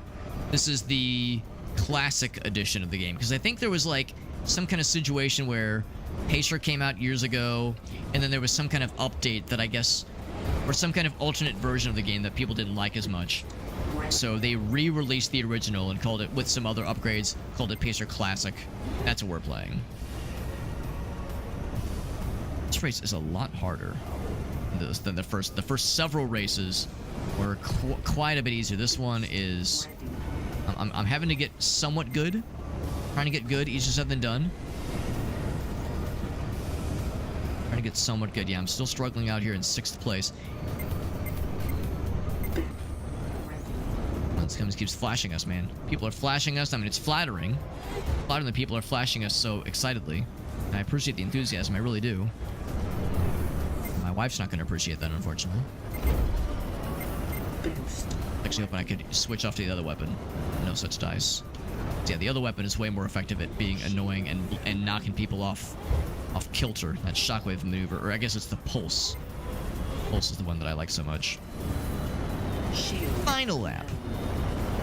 To say we're all pulsing each other. I think like several people just use pulse all in one go. Is this guy almost dead? He is absolutely exactly dead. I took a life just now.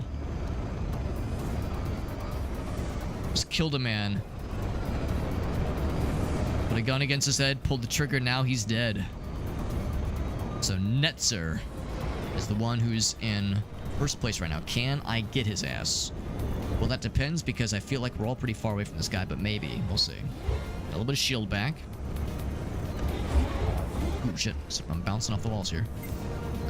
That's a mine. I don't want to blow that up. I mean, I guess I could blow it up, but no reason to. No reason to. Oh, God. And now someone's taking a shit on me.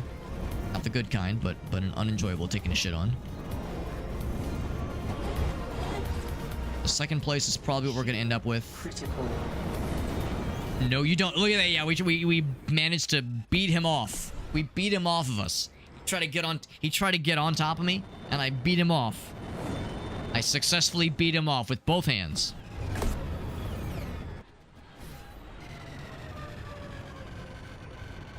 The expansion pack for some N64. Oh yeah, the Switch N64. You're right. So actually, I've been kind of naughty. I'm definitely a Nintendo fanboy through and through, but I actually haven't played on my Switch in a long time, so I don't have any. I haven't like tried out any of the like Switch Online library in quite some time.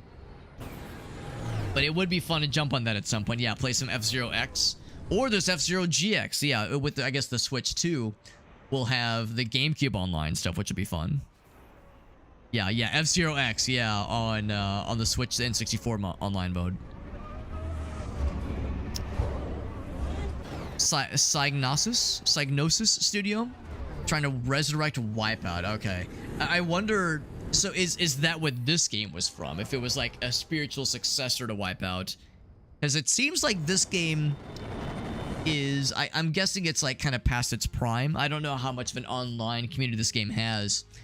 This edition of the game is published by Longtail Games. And Longtail Games, I believe their main shtick is trying to maybe not resurrect, I don't think that's the right word, but trying to like take an IP that the original publisher has kind of abandoned and try to like build it back up again.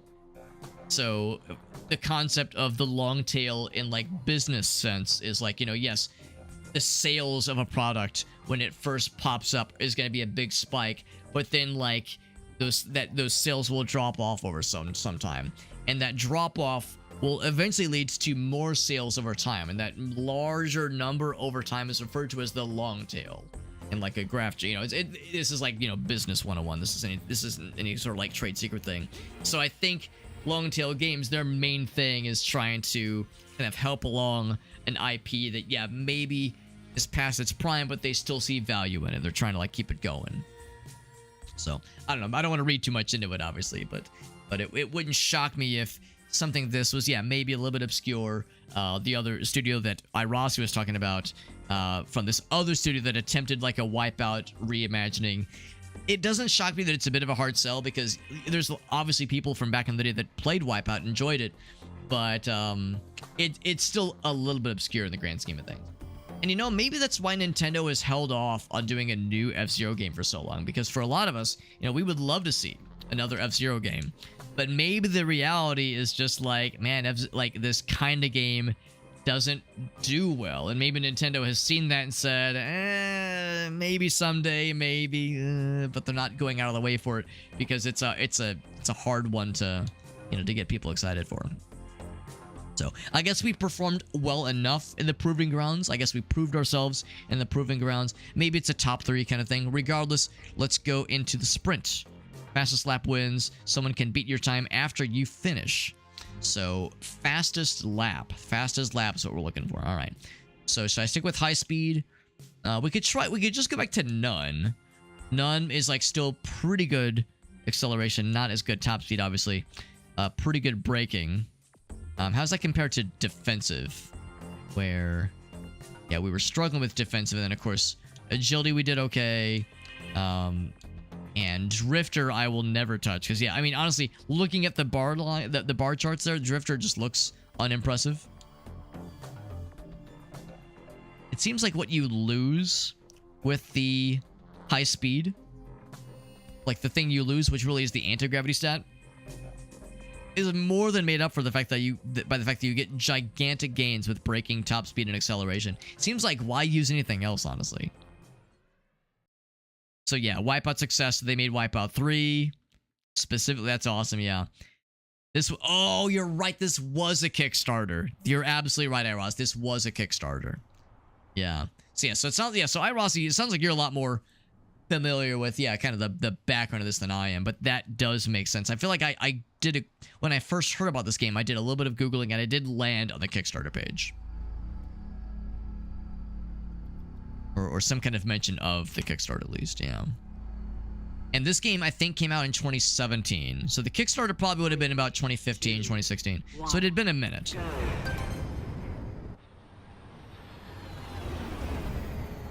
Excuse me?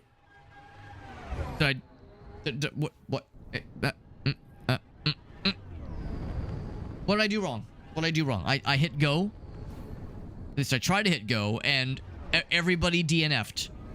Everybody they did not DNF. Alright, let's try that again. That was very bizarre. What's up, Neo? Psygnosis. So they were the ones that made Wipeout, yeah. And that unfortunately went the way of the dodo. I'm gonna assume that was just a bug. That was very strange. That was very strange. We all got disqualified instantly. 3, 2, 1, go. All right. There was like red text that appeared for like just a brief moment. Maybe I'm like fucking up. Maybe I'm like pressing the acceleration too early or something like that. This is very weird. We've seen a couple of bugs. We've seen, or I don't know. We've seen some behaviors from a technical standpoint that seemed odd. Some UI fuckery. The audio was being weird at first. Maybe the audio thing was on me. Maybe I clicked around too much. 3, maybe I alt-tab without meaning to at one point. Go. This one's just bugged. You just cannot do this one, I guess.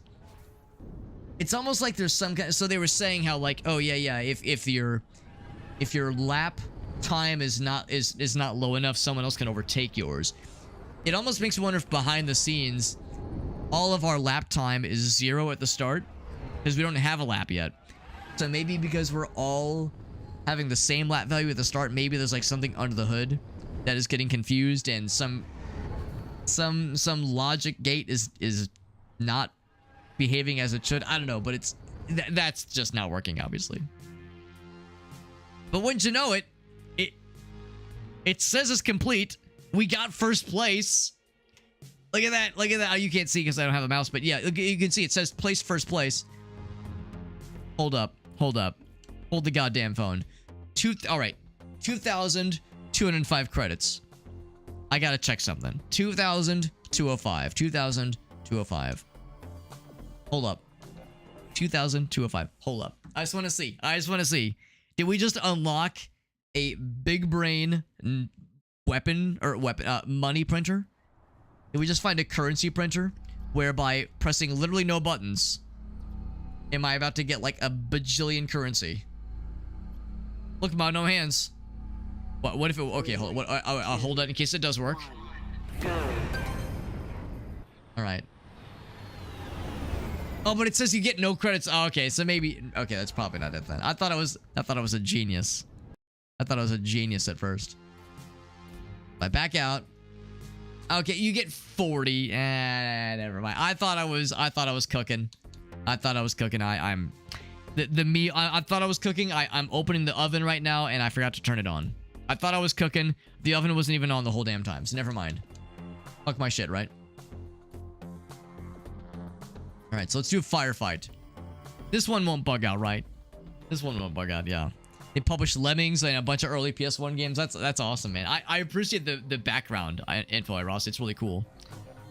Programming and a harsh day of art. Well, I'm sorry to hear that the art was harsh. Usually it's the opposite. Usually for a lot of us, the programming grinds our brain down to a thin paste, and something artistic and creative is like refreshing and relieving.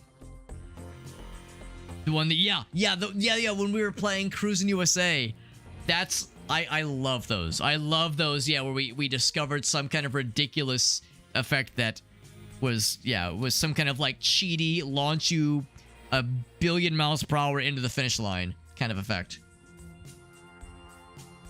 That was ridiculous. Yeah, this one was less fun because it was clearly a glitch. But now we get to break shit. We get to destroy things within the time limit, pass the targets to earn medals. Pass the targets to earn medals. Well, you know what? Maybe I don't want to go fast though. Maybe I should like have better defense. So to that end, I'm going to go for the defensive performance. How's that sound? Do I still want to do the Gatling? I mean, I guess we might as well just do the Gatling gun. Which does decent damage. I guess none of these really do that much damage. None of the weapons are like that explosive. I guess the missiles are pretty cool, but they're kind of hard to aim. The missiles are kind of hard to like reliably aim, whereas that like pulse gun, not the pulse, but the Gauss rifle 3 is pretty 2, consistent. 1 go. A little bit of frame droppages there. Some frame droppages. Folks are doing some flash banging, some banging and some flashing. A good old time. It's good to see you though, Neo. Appreciate you popping in. It's good to see you again, as well, Irossi. And again, I really appreciate that background info. It's fascinating stuff. Hearing about these kinds of things and learning after the fact the games that I kind of suspected were inspiring this game in particular. But yeah, learning that it was most likely some folks that actually worked on the original, that worked on like the original Wipeout games, contributed to this game's development. It's unfortunate that there's been all these attempts to bring it back into the foray and that it's an uphill battle. But at the same time, it's not terribly surprising, unfortunately. You guys trying to give me the suck? I will give him the shoot. So I'm not doing as much damage as I would hope. So you pass people to get the medals, but I think killing is more important. I think violence is more important than anything else. This guy right here is taking some big damage. And like just kind of bump him.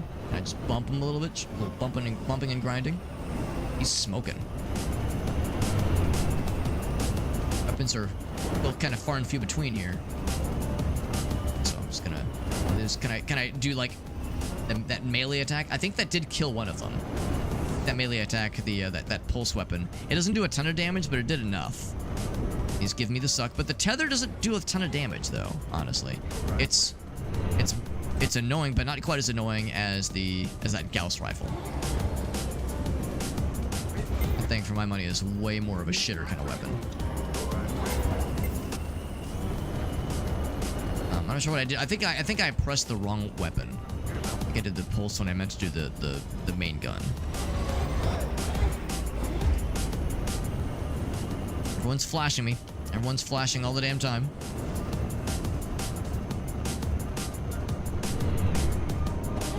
I grab that one. I want the weapons. They're not being overly generous with the weapon drops here. Of course, I did just miss that one. That double pickup there. There we go.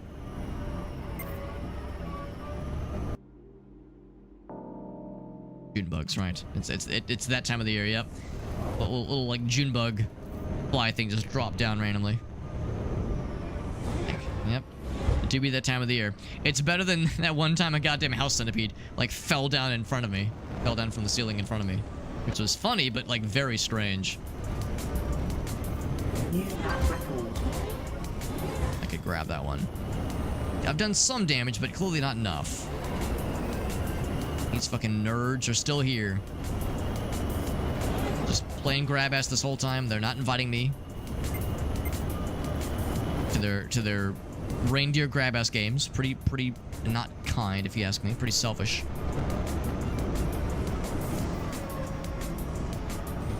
Ouch. Did I not grab? Oh, I thought I had grabbed that weapon, but I have nothing. Nothing to show for it.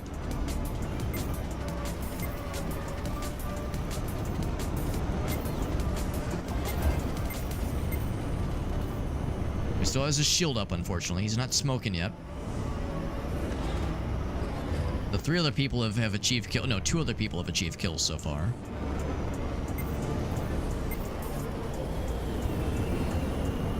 Yeah, he just got a shield recharge. Man, this is rough. I don't know how many. God, it says 8 kills. 8 kills gets the gold. Good lord, I'm gonna be here forever. I guess I need to pick up like. I guess I need to choose a different weapon loadout or something, because it feels like all the weapons don't really do that much damage necessarily. Maybe I should try the pulse more? And the pulse doesn't seem to do much damage at all, but I guess it was enough to kill that one guy who was really low on health. In this case, yeah, I feel like I should be the obvious case. Yeah, okay, now he's smoking. Will this be enough to finish the job? Yes, it is. That's my second. Gonna be here for a while, though. My goodness. If you flash, you'll either banging or you're getting arrested. I mean, maybe both. Yeah, love them both as a kid. Always hoping for more of them. Yeah, I'm with you, Irasi. I'm with you. It would be nice. Yeah, but it makes me worried that the hesitancy of like Nintendo, you know, for instance, just as an example, and the struggle of the people that worked on the Wipeout series to like secure funding and resources to make more of their games. I'm guessing the focus groups or the marketing firms, however they've determined it, somehow it's been determined that yeah, like there's just not as much of a crowd for this kind of game. I don't think the crowd doesn't exist, but yeah, I guess it's for whatever reason it's not what it used to be, and the cost to develop these games, I guess, is too much otherwise. It says track. It says track, and then it doesn't say what the track. Oh, it says new content. Oh, so we unlocked a new track. That's what that means. Okay, cool. And now we're about to play that new track. This is a standard race. We'll go back once again to the high speed. Stick with my balanced one. I think what I might do is go back to the garage and look at the weapons. I think so. We'll stick with the pulse for sure. I think I might go with the nano rockets. I think we'll go with the nano rockets. So all the other ones are kind of low damage. The Gauss cannon is nice and is like kind of shitty to be on the receiving end against, but at least the rocket It's pretty good damage. And we had that at one point. We had the that one mod, yeah, the rail guided launch mod. We had that like just given to us for free, so I might as well grab that. Makes that a little bit easier. And we have a decent bit of money now, so if I wanted to, we could get something fancy, like the twin shot. Fires 2 rockets, but sacrifices damage and auto tracking accuracy. That sounds kind of cool. Increased electrical charge. Which is cool. Charge buildup allows an extra charge to be carried and deployed faster, but deals less damage. Reduces maximum hold time and impact. Smaller area and increase the force of the impact. Just a force, but affects a smaller area. This is less direct damage.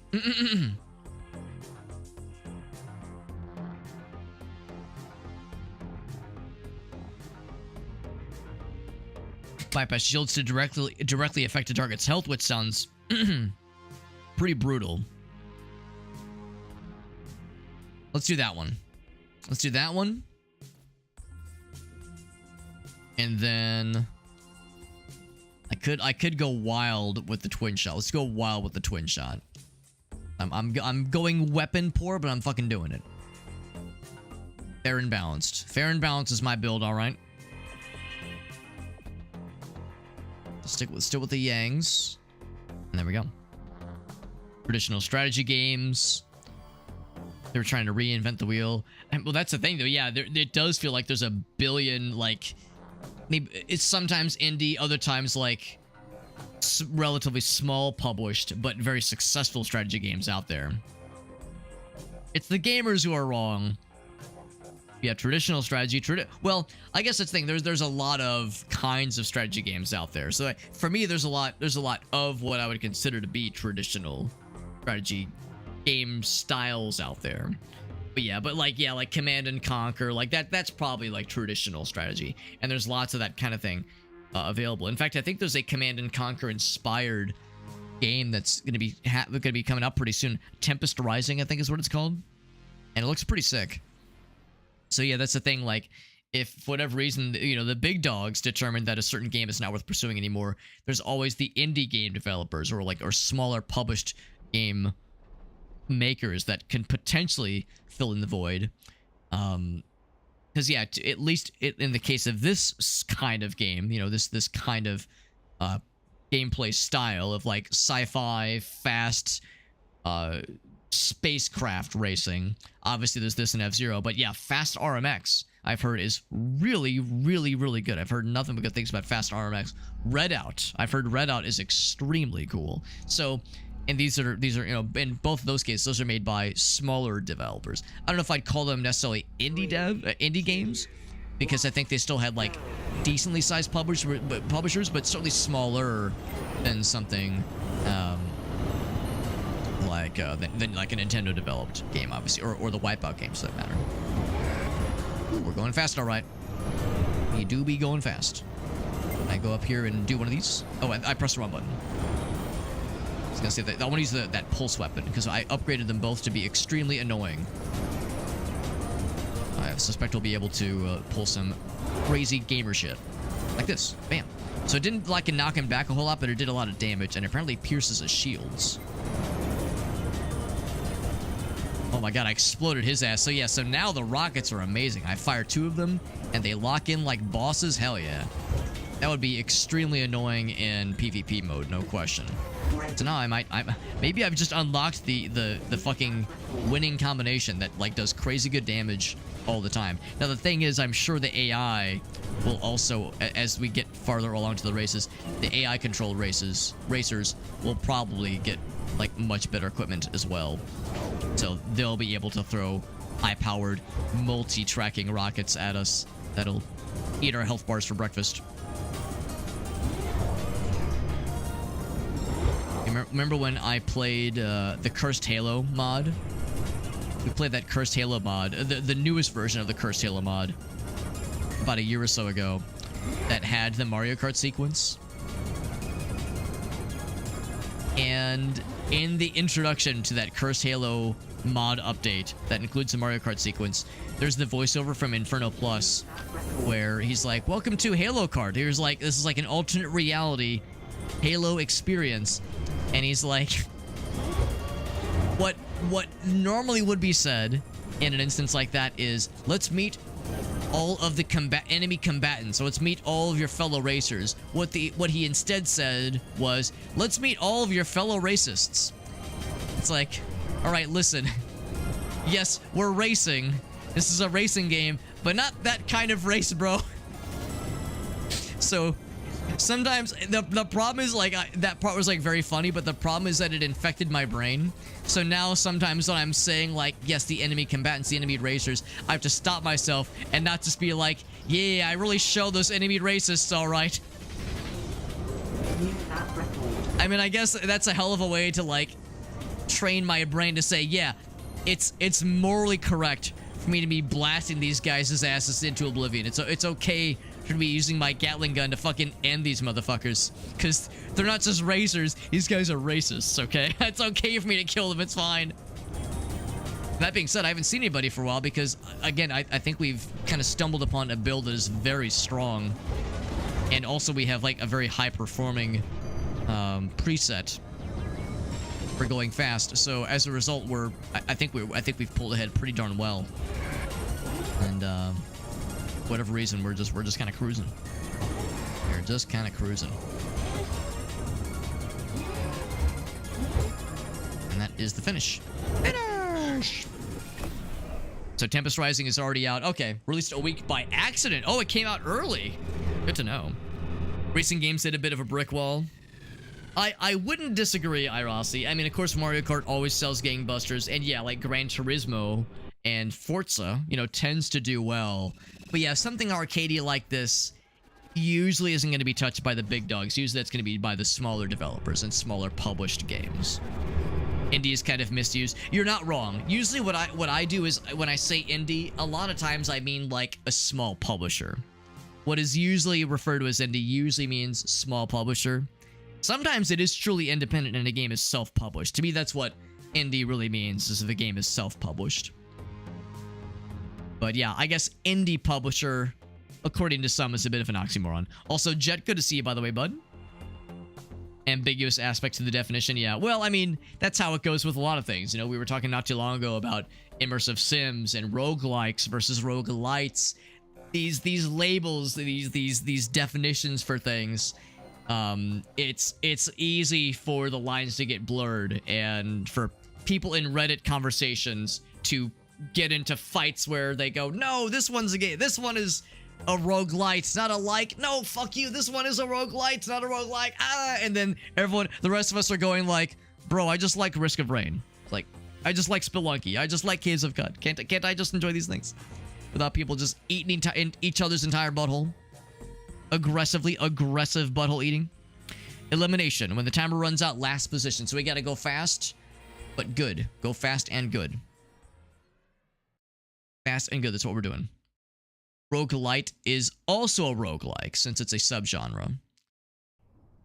I mean, it's to me, it's subjective. To me, it is subjective. There are people out there that would disagree. I'll say that much. I will not take a stance, because I've seen how those conversations go. Is a hot dog a sandwich, you know, that kind of thing. I've seen how that goes.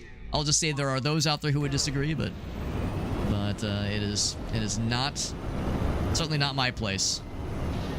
It's certainly not my place to gatekeep or weigh in on what is the correct one, the correct opinion.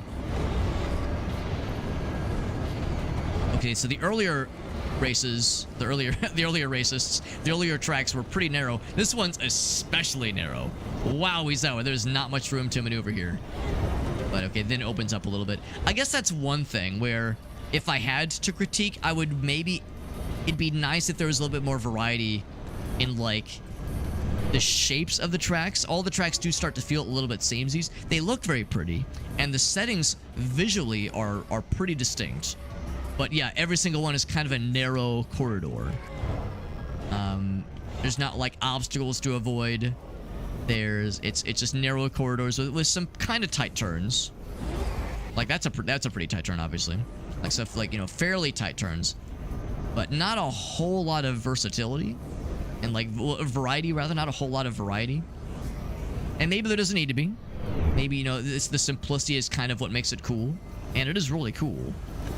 But I would see that as being one thing that maybe if I, you know, gun to my head, say, well, Alex criticized the game. That's maybe a critique I would offer up. But that being said, I think that's how Wipeout was. I think Wipeout was kind of, yeah, like a narrow corridor racing kind of game. And to be fair, F-Zero wasn't exactly like huge in its scaling, you know, for how large the levels were. Oh, I fucking two-tapped his ass. But there was a little bit more, like, you had a little bit more room to maneuver. Of course, with F-Zero, you had a lot of racers. I don't know how many it was for Wipeout, but it felt like with F-Zero, it was quite a bunch. So getting into first place was a hard thing to do in the original F-Zero. But not even the original, but in F-Zero GX. And I guess X, but again, I guess I never really played enough X to say for sure.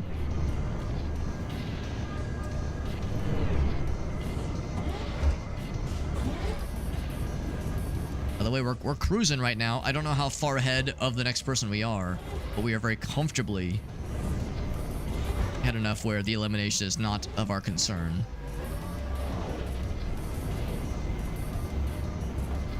Elimination is not of our concern. We're just cruising right now.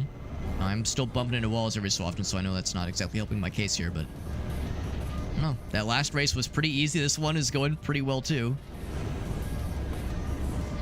But the only guy that was kind of able to challenge us, we fucking murked his ass. And of course, when you take somebody out, they do respawn. They only get eliminated in this case if they are, you know, too far behind, which is what A Glass just found out. Good old A Glass. Oh, you're still alive. Not for long if I can help it. Remember when I fucking murdered your ass earlier? That was pretty cool. You want to relive that delightful moment? We can make it happen. Like with how narrow this is gonna get, we're gonna be like rubbing butts and penises together in a little bit here. Here, so I'll try to hit the boosts. I'll try to use the boost to get through. Seems like they usually are alternating, except I went right in the middle there. There we go.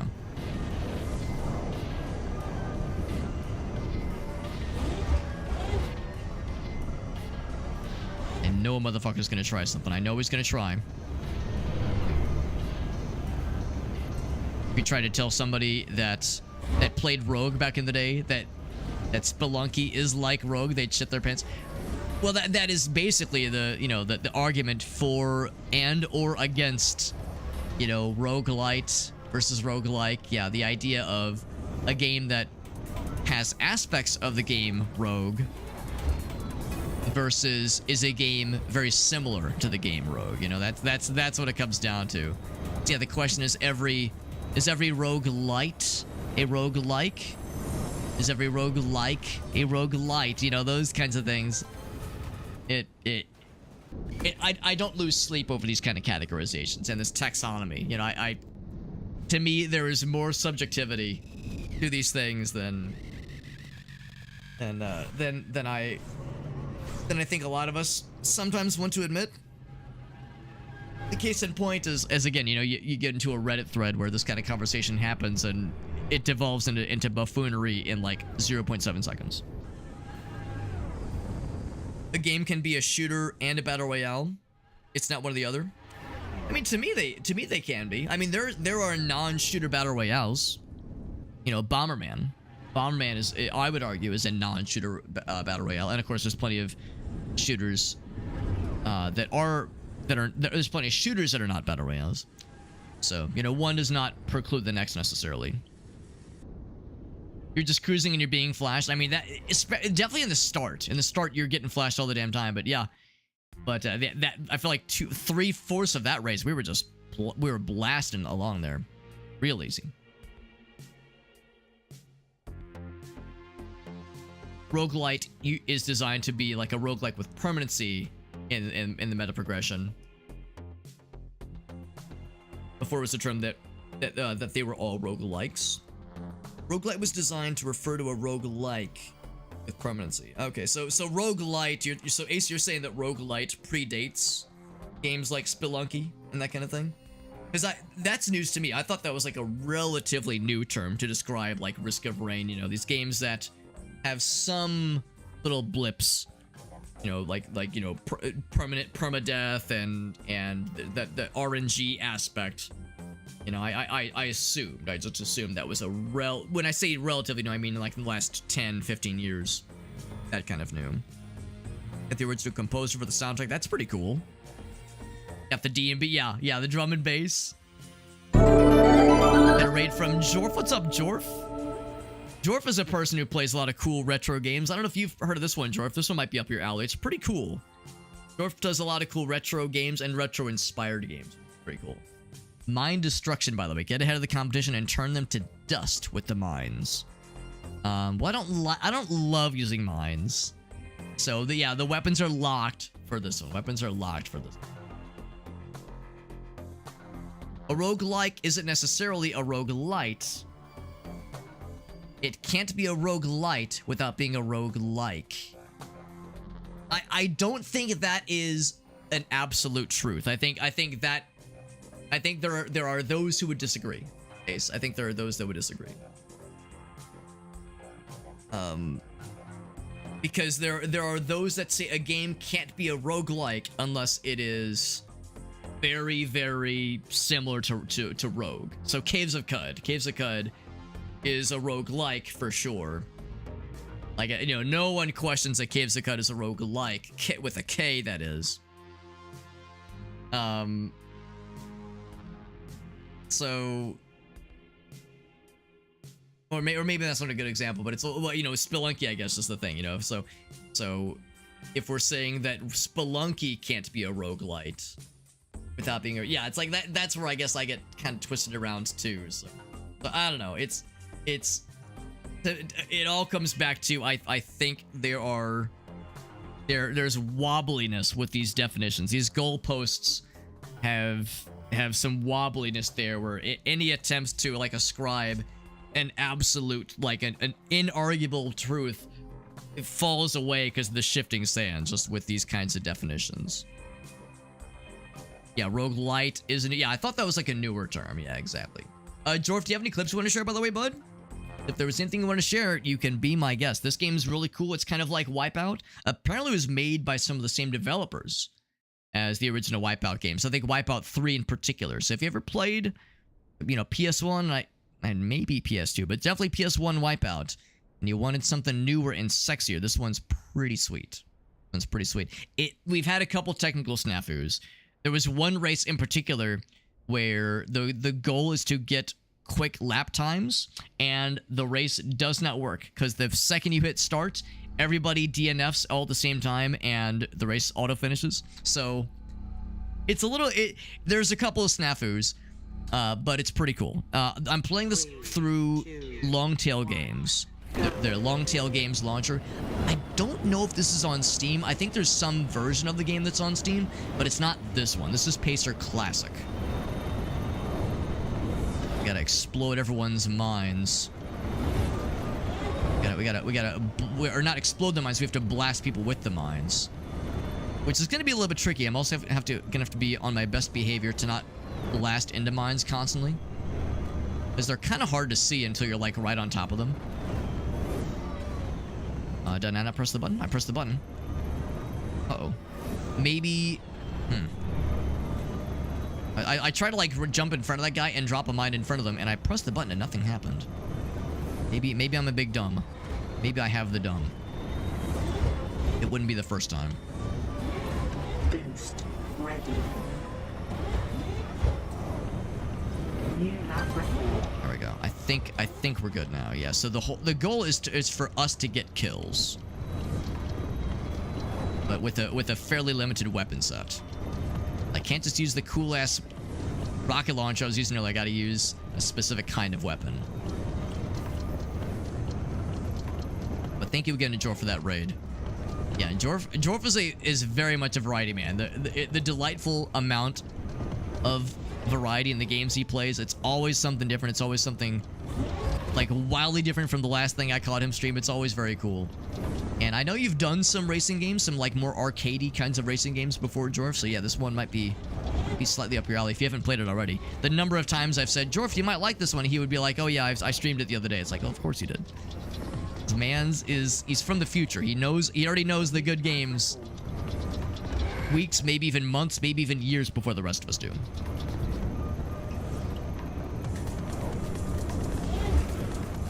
Yeah, also, I haven't seen... So apparently I've killed 2 dudes. If you look in the top left, apparently I've gotten 2 kills. It's new to me. News to me, rather. And I haven't seen an enemy mine at all. So, you know, I'm glad I'm causing death and mayhem. Yeah, I'm starting to notice now that when you have a mine that's usable, it doesn't always turn the bottom middle part orange. Like, it doesn't always show that it's being full necessarily.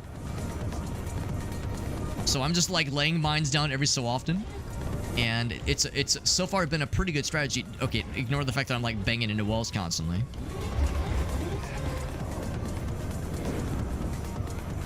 I think earlier we saw that, yes, ideally we're going for, I guess they want us to get 3 kills. So 1 more would put us on the map. But I think it's either get that number of kills in the top right, like the top amount, or complete a certain number of laps. I don't know what it is. That number, it might be 7. I mean, these laps are pretty short, things considered. It's just weird. It's weird to me that I haven't seen any enemy mines yet. I thought I'd be like slapping into all kinds of them, especially because we kind of pulled ahead from the rest of the competition. That's not good. I see one other racer has gotten up to 2.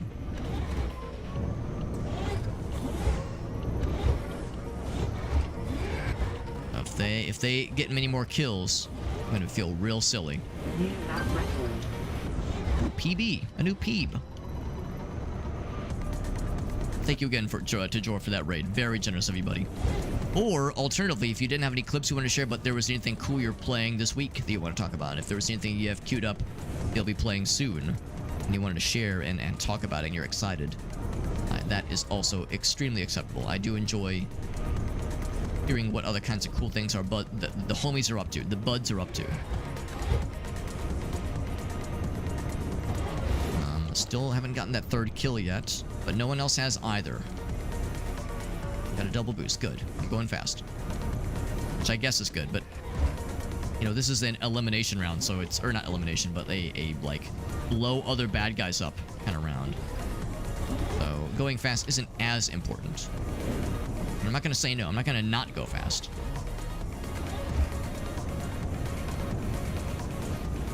Interesting how like the order of racers seems to be adjusting constantly, and it's not sorted by number of kills. Maybe it's the person who most recently got a kill. Maybe that's what gets popped to the top of the stack. So I guess that's a demonstration to say that I haven't gotten any kills in a while. I'm trying to pay close attention to that, but I'm also trying to lay down mines at every opportunity. Maybe I should be, if I fail this and I have to do it again, maybe I would take a different loadout, one that is just not as fast. So maybe going too fast is a problem here. When going fast goes wrong, and going fast comes back to bite you.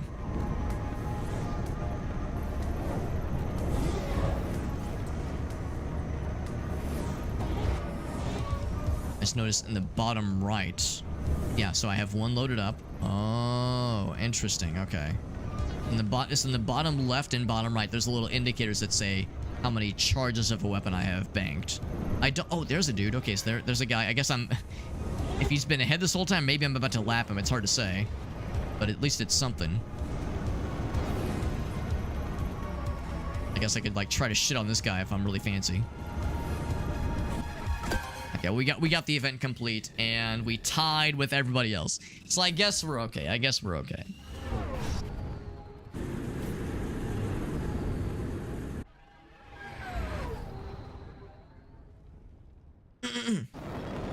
Roguelikes are similar to Rogue. Except for the separation of what you were saying earlier about like the permanence and that kind of thing. Oh no, oh you meant roguelites. Yeah, roguelites are similar. Yeah. Yeah. So yeah, what was it again? We're saying that hold on, yeah. Sorry, I haven't fell behind. Also, I don't have a cursor right now. Go up a little bit. That's good to see you, Jorf. So you did play this back a while back. It was called Formula Fusion. Oh, I didn't realize that was the same game. That's good to know. I didn't realize they changed the name. I thought it was always called Pacer. And then like went through a couple of iterations where they did some kind of other version of the game. I'm not sure if it was free to play or something else, but there was some other attempt at doing something else with the IP and it wasn't received well or something, and then they came back and said, let's just do what we were gonna do originally, but call it Pacer Classic, and that's what we're playing. Because I think there might be something on Steam, some kind of game that's not quite this, but it's like an older version that's not supported anymore. I don't know. It's a little bit unclear to me. And this was originally apparently a Kickstarter game specifically. Here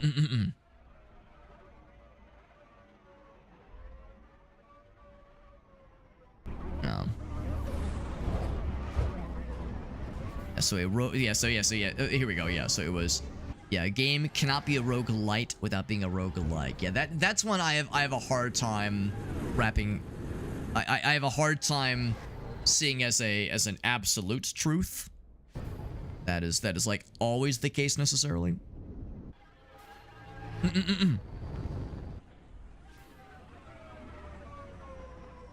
All roguelites, L-I-T-E, were called likes, because that was the accepted term. Right, and that still happens.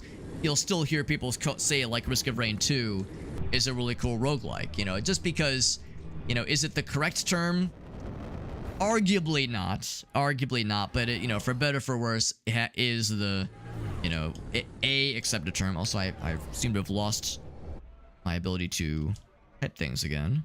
Click out of the window and click back in. Oh boy. Okay. Enter. Restart. Nope. Okay. Yep. This happened earlier too, where we lost focus, and we tried to regain focus, and it wouldn't let us, and we had to restart the game. We had to close the game. Yeah, but it was called Formula Fusion. It can't be a roguelike with meta progression if it isn't first a roguelike. So you're saying that a roguelite needs meta progression? Is that what you're saying? Because I don't think roguelikes need meta progression necessarily. There's plenty of cases of roguelites that don't have meta progression. Oh, okay, there we go. Okay, now I've regained it. There we go. Your argument gets nitpicky. That absolutely, yeah. That is exactly it. That is exactly it.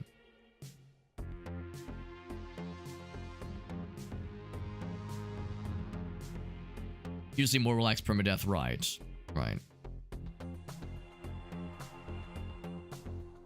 A roguelite isn't modeled on rogue. You can't argue a roguelite is not modeled on rogue.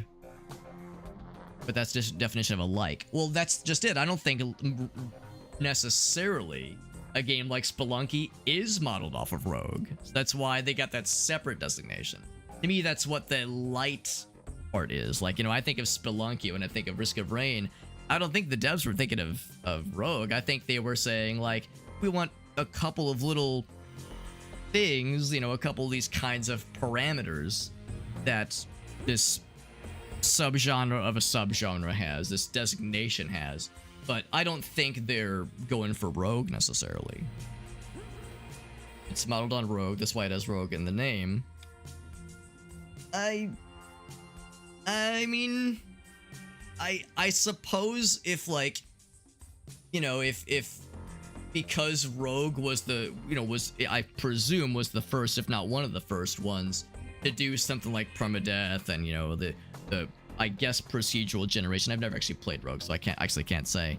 I mean, I guess you could make that argument. It's just, to me, it's not what any of us ever think of when we see Spelunky, when we see Risk of Rain, when we see, Scorekeeper. You know, it's like, it's in the name, yeah, but like that's why we have the two designations. For me, it's like, if we're gonna say it has to, you know, be, it has to have Rogue in mind. I would question if, like, you know, if all the people that have played, you know, Risk of Rain 2, if they've even heard of Rogue, if they would even know Rogue as a game. It's a game I've never laid eyes on. You know, it's not exactly a, you know, just despite it having this presence in like a designation. I don't know if genre is the right word, but like this designation of the game, I'm not sure that it's like enough of a, you know, if it has enough presence to say that it's like, you know, the inspiration necessarily. It's like, it's almost like it's forked off into its own kind of designation, like, you know, the Binding of Isaac, that kind of thing.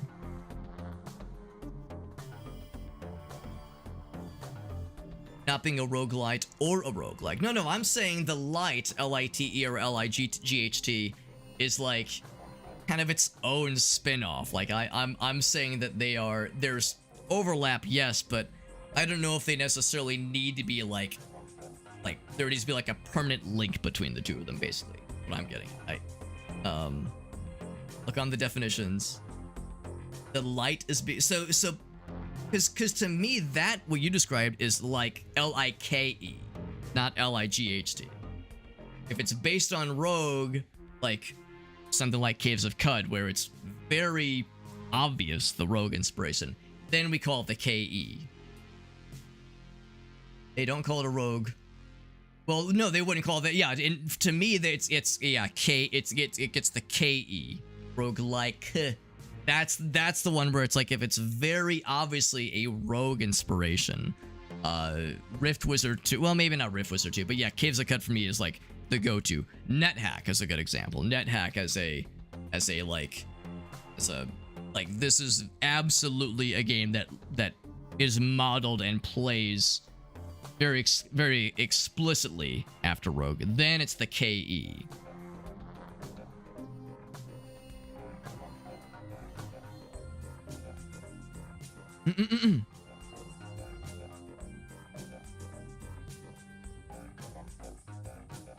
Games agreed to be roguelites exist from before the term, and were also called like, because they were based on Rogue. So you're saying that they're both based off of Rogue. And the light just means metaprog. Man, that's a very novel way of considering this genre. I had never considered that before. I'd never considered that designation before. Yeah, that's a very novel way of looking at it. Yeah, it's not a bad one. It's not an incorrect one. It's just one I've never encountered before. That's a very, that's the requirement for meta progression is an interesting one. That's what the people say. This is a very familiar conversation, Ace, where Ace says, "Trust me, bro. Look it up online. Trust me, bro." And all I can do is go, "All right, I'll take your word for it." All I can do is go, "All right." that's you know, to me these things smell like opinions, and not like you know, a like objective, like this is the end all be all. But you know, it's similar to the conversation. You know, the last one was about the question of immersive sims. You know, what defines an immersive sim? And you know, to me it was a little bit, it depends.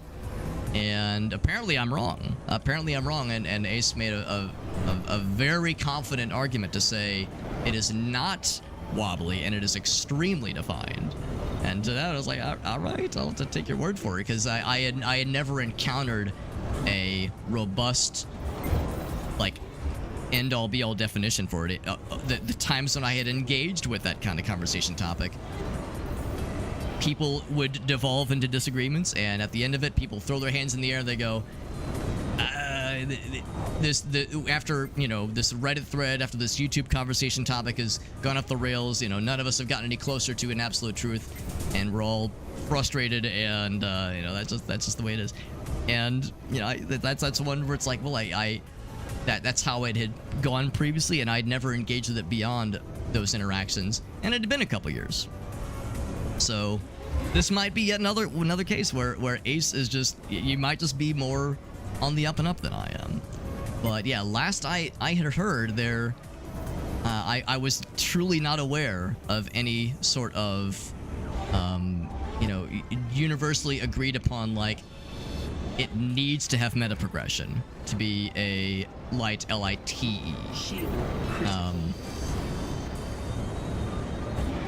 As like an example, as like the separating factor, basically.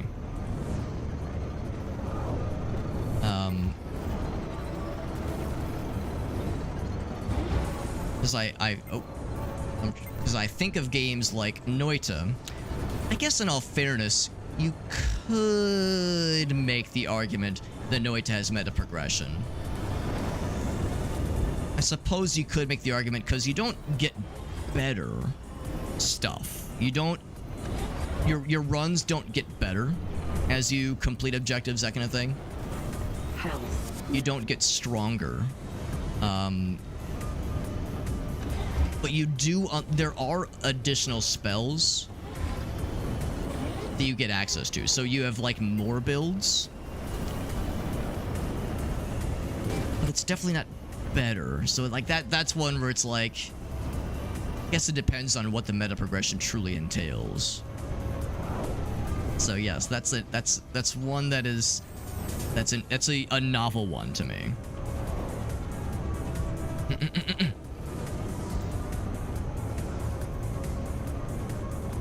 By the way, my health is real low. Oh, and there's the mine that I just ate shit on.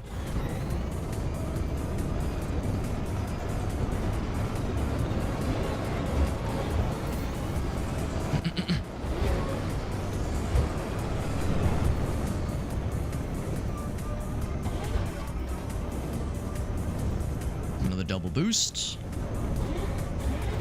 Alright, so we are... Oh, that is the final lap, though. Uh-oh. This whole time I thought I was in, like, first or second place. Turns out I've been in third place. Like, I was gonna say, yeah, that's not gonna quite cut it. It's not gonna quite cut it. Defined, yeah. Oh, it's being defined by the collective. Yeah, I guess I'm just unfamiliar, like, what the collective is, then.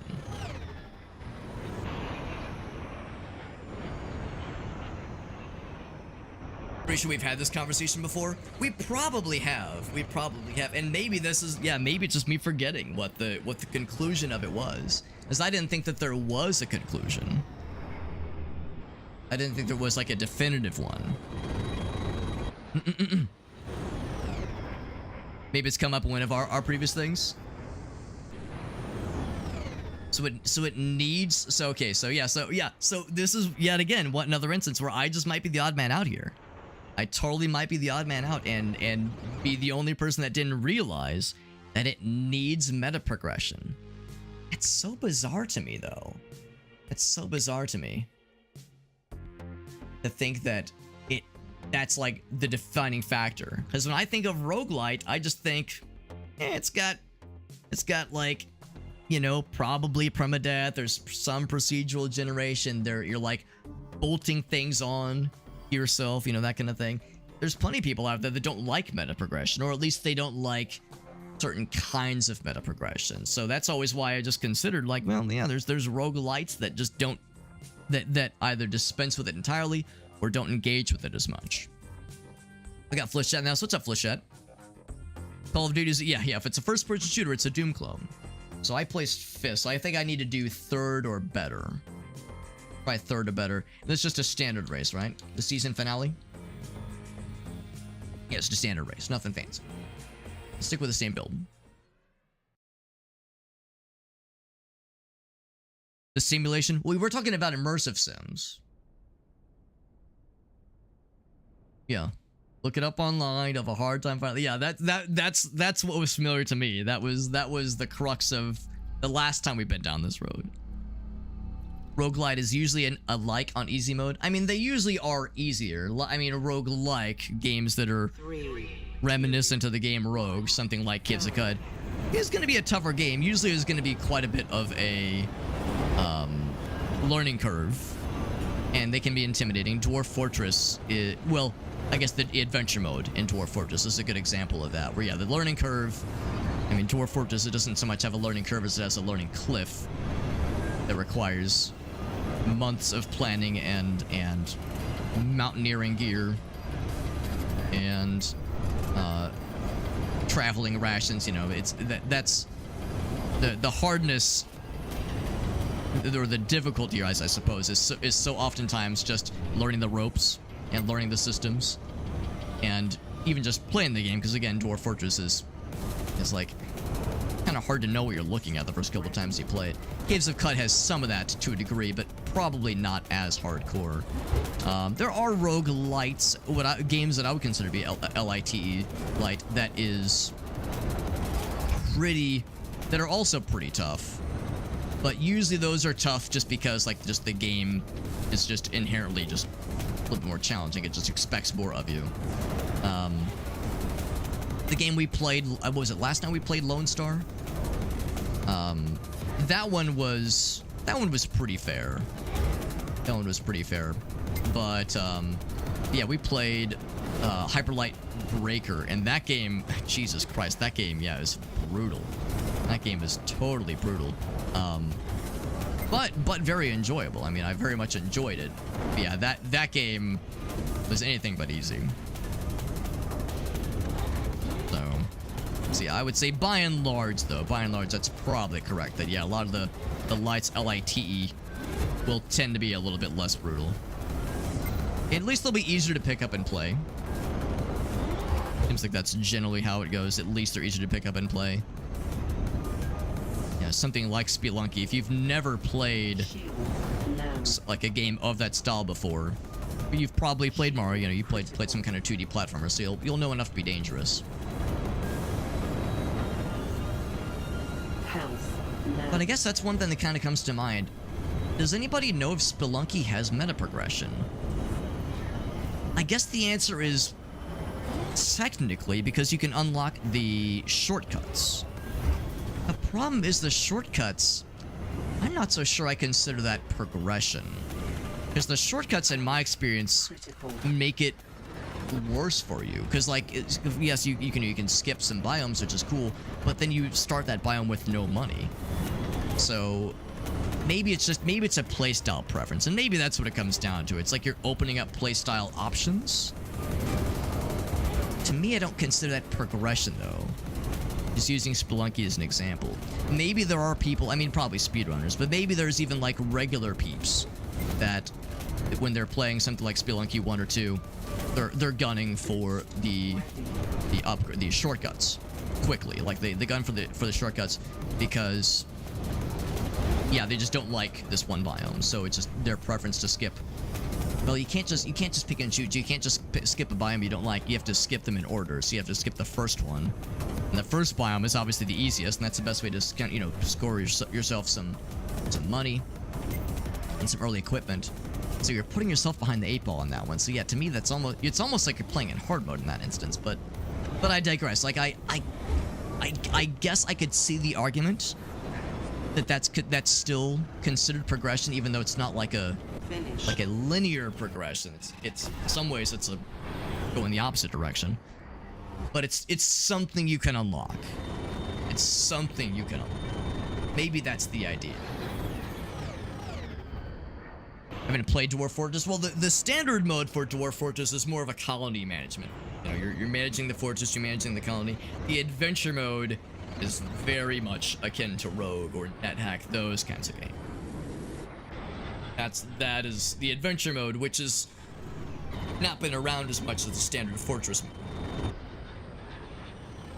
One called Metallic Child. Metallic Child, I can know that one. Okay, Google search. Oop, except got my cursor. There we go. I like this game, but this game kind of steps on itself a little bit. with its with like the weird technical limitations. It's like when you're in the matches, the game plays really well, but outside the matches, the game really struggles.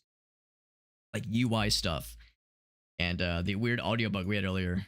So yeah, I do like this game, I do, but it's a shame that there's like a couple things about it that make playing it a little bit tricky to slap together sometimes. But anyway, yeah, Metallic Shot. So I did a quick Google search or Steam search rather. Yeah, that one does look very cool. I've never seen it before, but that one is pretty cool. Yeah, the shortcuts and Spelunky. Yeah, that's how I feel. When I see them, I don't consider them like progress, but it's an alternate option. I guess that counts.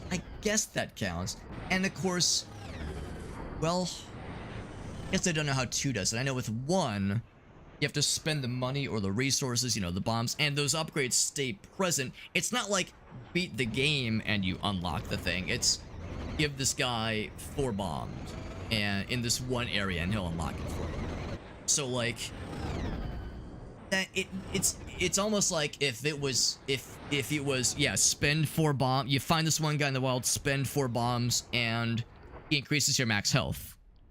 Okay, that's obviously meta progression. Or he gives your whip an extra length, extra girth, you know what, extra damage, whatever. That's obviously meta progression. So maybe like unlocking an area, even though it's something we don't consider to be progress, it's still permanently doing something to the world and or yourself that would still be considered meta progression. So like you could make the argument, but it's an awfully wobbly one for Spelunky. And to me, that's like the poster child of the light. So I think that's why I'm still having a hard time like seeing this like requirement as like an absolute truth, like this has to happen for it to be considered, versus a like a sometimes or even a most of the time. That's what I have a hard time with, I think. I do love Spelunky. Yeah. It's a checkpoint. Is it a checkpoint though? That's the thing. Yeah, that's a tricky one. Is it bad meta progression or is meta progression that impedes you? Does that still count? Try again and make the silver. Oh man, so it's still all right. So 3rd is good. Silver is probably the minimum. I think we can do it. I think we can do the silver. I think we can do that shit. Yeah, the Robot Master. Yeah, I did a quick perusal, Jet. It looks really cool. It does look really cool. There was the secret. Oh yeah, the show. That's a Netflix show, right? That's a Netflix show. Yeah, well, I don't know if it's Netflix, but it's some kind of streaming site show. I know of it. I've never actually watched the show. 3, 2. I've never actually watched it, but I know what you're referring to. And I've heard there's one about Spelunky that's really good. Also, Agassi, you're right. I got the redemption for you, so we'll do that after this one. I'm real confident that I'm not gonna suck dick this time. Well, I mean, you know, the night is young. I shouldn't count my dick sucking eggs before they hatch, but I'm feeling real confident. Feeling real confident that we got this shit.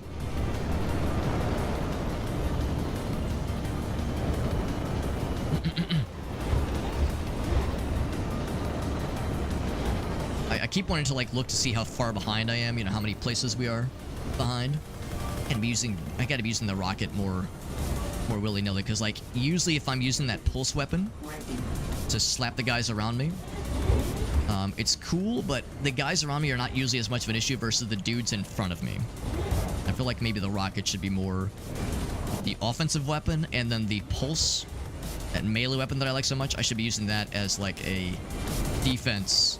Alright, okay, I'll use it there because that guy's being a dick, but use that's like someone's about to pass me, I'm gonna prevent them from doing so and make their day infinitely worse.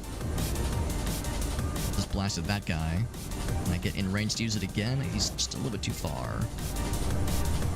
It's a shame that you sometimes lose the lock visually, but the lock is still obviously there. Ooh, I did kill him. I was gonna say if I can snag him before he gets past me. How many laps do I have? I think we have 3 laps? I think we have 3 laps. How many weapons right now? Just bouncing off the walls. Bouncing off the walls again. is, yep. So I need... That's the third place guy. If I can... Oh, the fourth place guy is resurrected. Because if I can pass him, I'll be exactly where we were at the end of the previous one. Oh, he got fucking exploded. Alright, well that makes part of my job easier. Go up a little bit. Shield. Ooh, he slapped me real good too, though. It's a double slappage.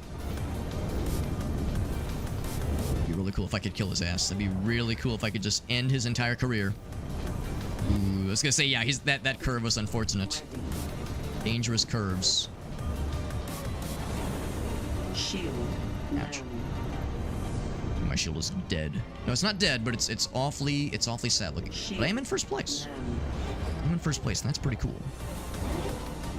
Pretty cool. Is this the last race? The last lap? This begins the final lap. So now... Shield. No.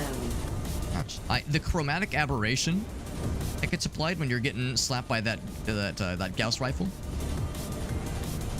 Like, yes, as a human player, it's disruptive, all right.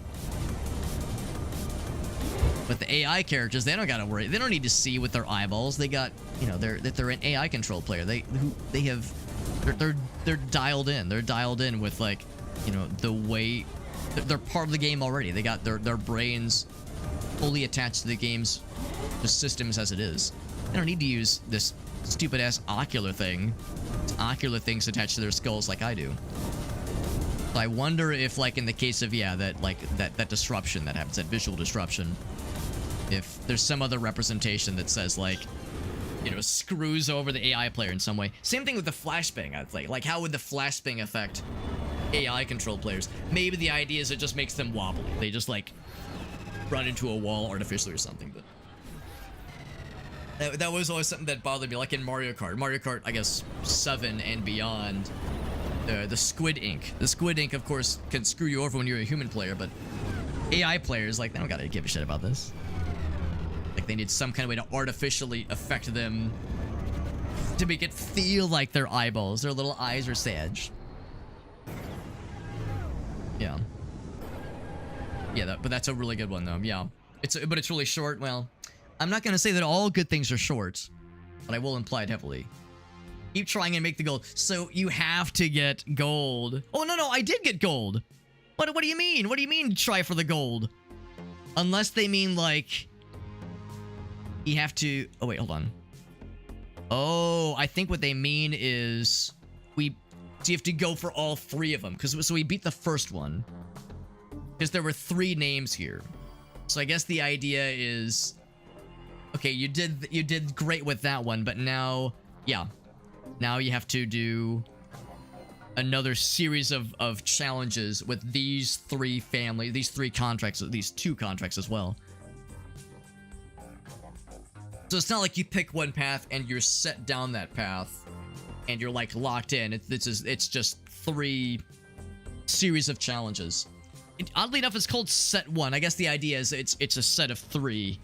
And you have to do all 3 before you unlock set 2. It's another set of contracts where you have, obviously, go fast and do well with the racing, but also these bonus challenges, which is to say, with these guys, you got to kill, what was it? 2 racers per level? Yeah. Oh, it's at the top. Yeah, there we go. Yeah, 2 destructions. And then this one is just get first place every time. That one's obviously not that creative. That's interesting. I like the idea of, like, having some bonus objectives and being rewarded for them. They tell you ahead of time there's 5 of them here, 7 of them there. I like the idea of that. I would hope that as you get further along in the career, that those meta options, or not meta, but, like, those bonus options gain more, like, weirdness, like, more weird options. Instead of just, like, get first place a bunch and kill dudes, it's like, I don't know, specifically use the mines to do something, or like, deny so many racers who are trying to pass you. with the pulse weapon, like that kind of thing. Something that was a bit more case specific. But anywho, I think that is going to do it. This game is good. It's like I was saying earlier, like the game when you're in the races feels pretty good. It's a little bit more simple than something like F-Zero. Not that that's a bad thing, and in that simplicity can be, creativity can very much flourish. The fairly narrow and kind of, I don't want to say the tracks look same because they look very pretty, but they all behave around kind of the same. Some of them get kind of narrow, some of them have some tight turns, but yeah, it's like you're on these narrow, fairly narrow, routes, these canals, and in all fairness, you do have that in F-Zero GX for sure.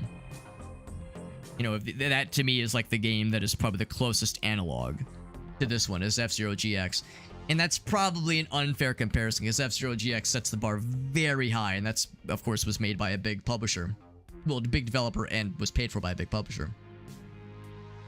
But yeah, I'm a little bit sad there's not quite that much diversity like with the tracks themselves, but I like how you get to customize yourself. The weapons are kind of cool.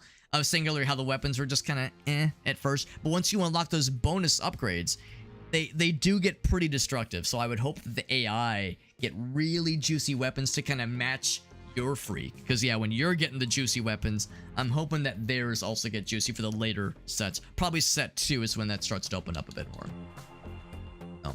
But this is good. This is good. I'm going to do a quick search on Steam because I was saying how I think there is some kind of Pacer game. Yeah, so the original Pacer is on Steam. A Pacer, I don't think this is the same thing. I mean, it looks awfully similar.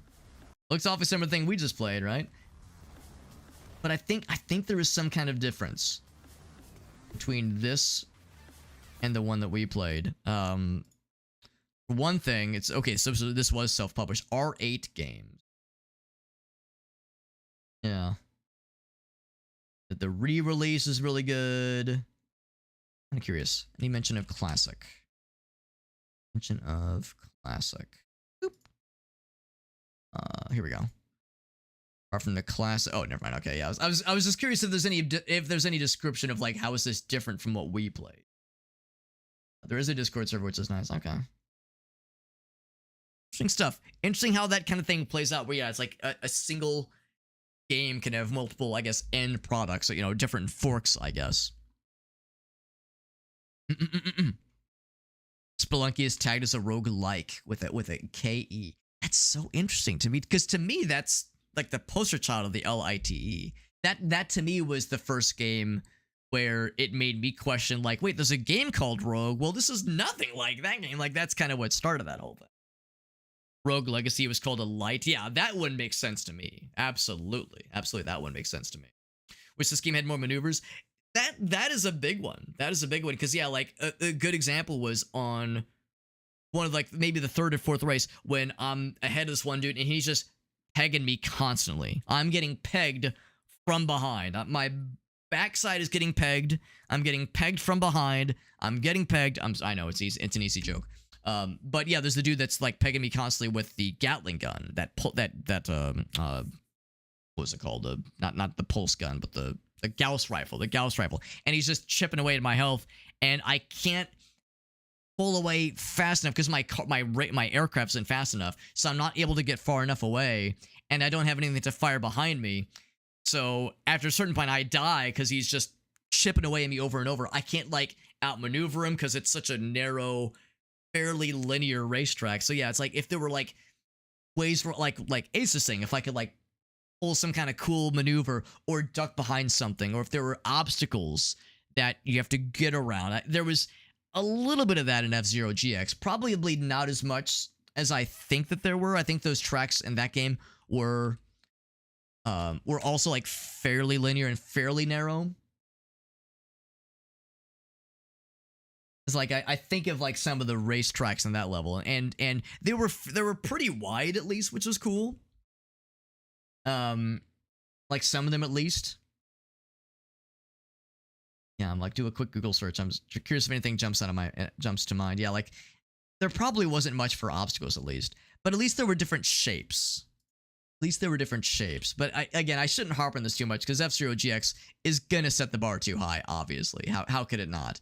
Yeah, the pipe level, like I love that one. But yeah, like you had the narrow, fairly narrow passages as well. The one thing is that there was a lot of racers, and the racers felt very small. I remember feeling like, and that's not like a dig. That's not me saying that that's bad, but I remember feeling like, yeah, like how you'd go to pass somebody, and if you tried to do the melee hit, the little spin melee hit thing, it was kind of hard to pull off because like the tracks feel quite large, and you're this like teensy little baby craft, relatively speaking. And this makes me want to play F-Zero GX. I do own a physical copy. I do own a physical copy, so we could make that happen at some point.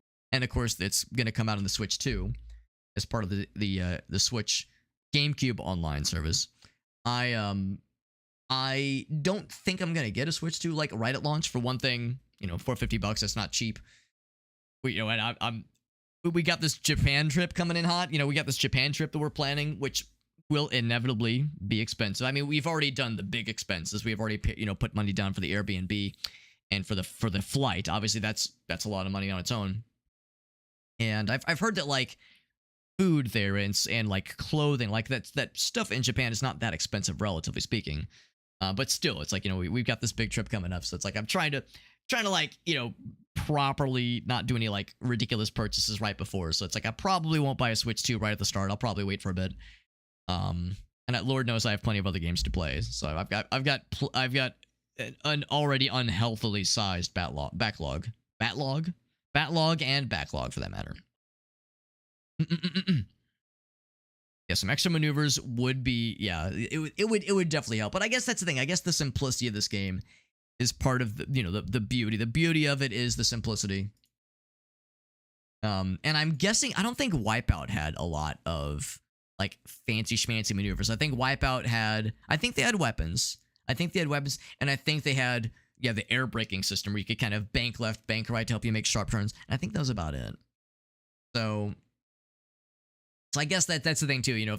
If they have the archetype, maybe an archetype isn't the right word, but they have the inspiration and they're doing the spiritual succession beyond that. I guess that's like, if we stray too far, from God's light, then we're always going to be in darkness. If we stray too far from the light of Wipeout, probably Wipeout 3 specifically, since that's the game that some of the devs there had worked on previously. It does make sense. G Money, by the way, is playing some White Knuckle. I'm looking for a raid target, by the way.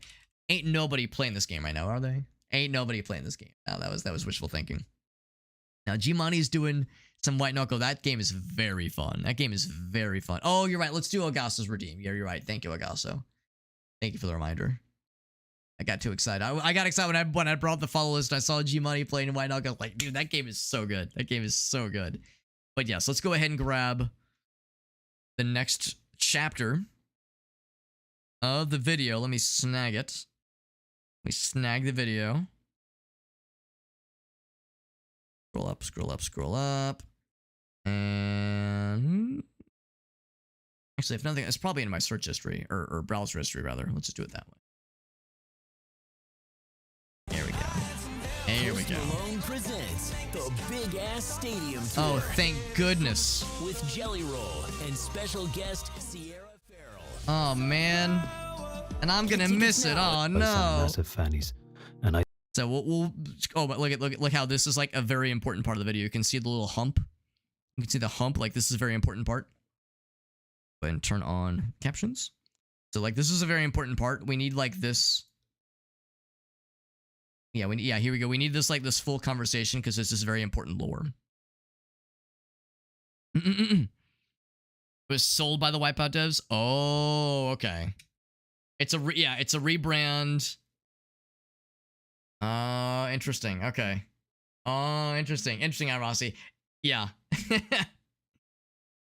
Now on my end, the little classic emote of the little fella smoking the cigarette and shaking his head was probably unintentional, but that's also very appropriate given that given what given the scenario Irasi's describing there.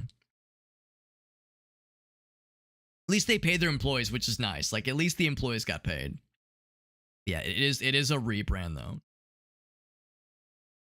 Yeah, White Knuckle. Yeah, White Knuckle, very, very good game. I'm, like, itching to play more of it, for sure. I told him he should stop being such a massive fanny. He said there was only one massive fanny in the room, and he was looking at it. I told him if I knew he was going to be such a massive fanny, I would have used the massive fanny scanner. He said he was surprised I had a massive fanny scanner, because I wouldn't even know what a massive fanny looked like. And I said I've seen more massive fannies than he's seen hot dinners. And he said I'd be the last person he'd talk to if he needed advice on massive fannies. And I said that's rich coming from a man whose wife ran off to Bulgaria with all his money. And it was at this point that he grabbed me by the throat. I was sure wouldn't allow me to use the footage, but it turns out this guy will do anything for cash. Presumably because his wife ran off to Bulgaria with all his money. Right. I stayed true to my word and had Laura pixelate his face in ZBrush. I then The painted nice all the detail. little pixels with various different light flesh tones and dry brushed his cool 90s waistcoat. It's very cool. For the part of Lincoln Simon, I just downloaded a man. But you can see Lincoln has a cooler quiff. You and wouldn't bigger download jaw. a man. So I went to town with a Dremel. You I then downloaded a man. used some modeling clay to resculpt his head more Lincoln Simonish. And then I made what That could is an only be described as a boy. What very an shit mold. unfortunate angle for that. And then I made what could only be described as a very I'm shit sure there are mold. subreddits that would be all about that.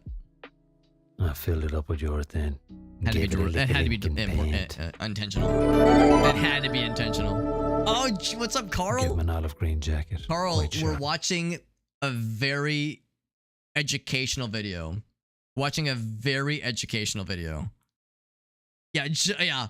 Carl pops in right as this happens. It had to be deliberate. It had to be deliberate angle. Clay to resculpt his head more Lincoln Simonish.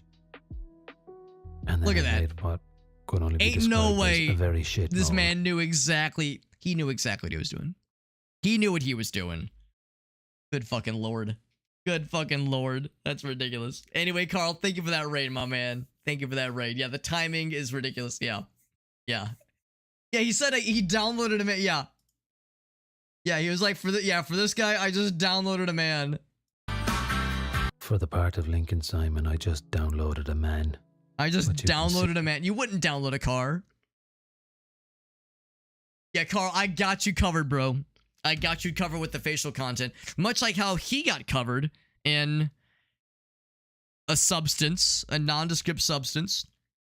So, like Elgaso said, here, let's do just a little bit of the intro. Let's do a little bit of the intro to kind of set the stage. It's a 26-minute long video. I have a YouTube video redeem, like Channel Point Redemption, that says, let's watch 5 minutes of a YouTube video. Usually somebody redeems it to watch like a 2 or 3 minute long thing, but every once in a while, somebody finds something that says, we're going to watch this whole damn thing on stream in 5 minute increments. So here's I'm a generous hobbit. Let's watch the first little bit to kind of set the stage. Today I'm going to show you how I made this 1:9 scale diorama depicting an altercation between action star Steven Seagal and stuntman Gene LaBelle. And if you stick around to the end, I'll show you how it What's can up, be Panda? yours.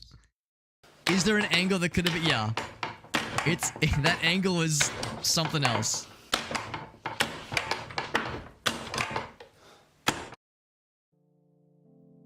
I started this diorama by sculpting Seagal's head in 1:1 scale using water-based clay.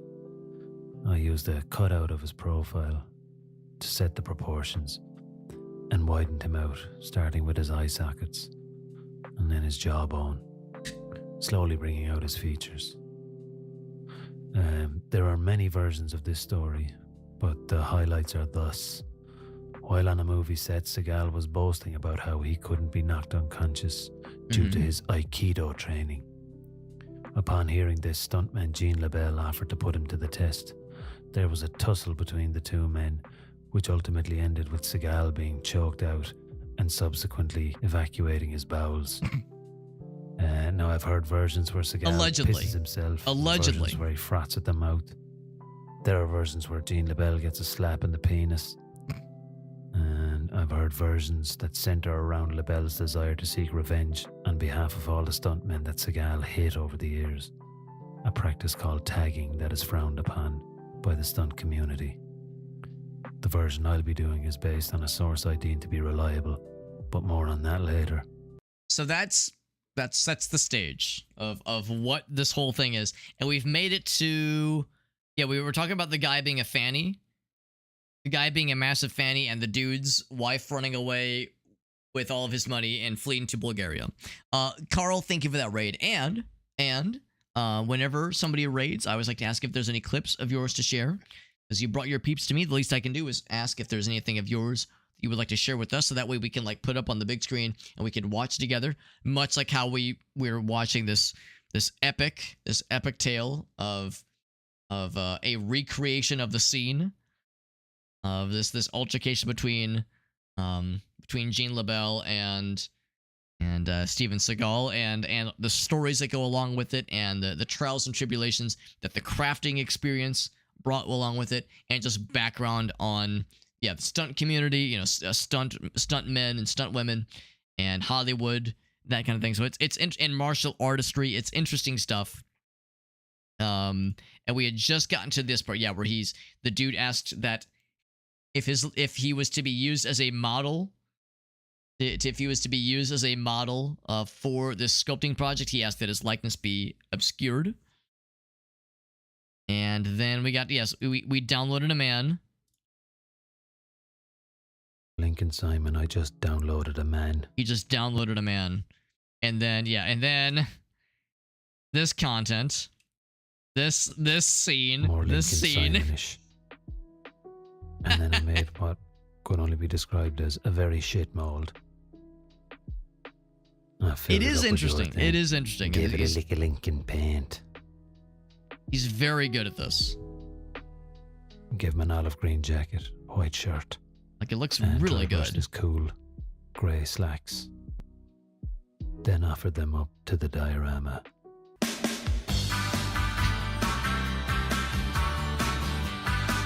There we go. Also, Carl's got us covered. So what's Carl been up to? Some Yakuza. Really? I didn't know what to expect, but the food was great. And with a lovely lady like you working here, this restaurant's a real winner.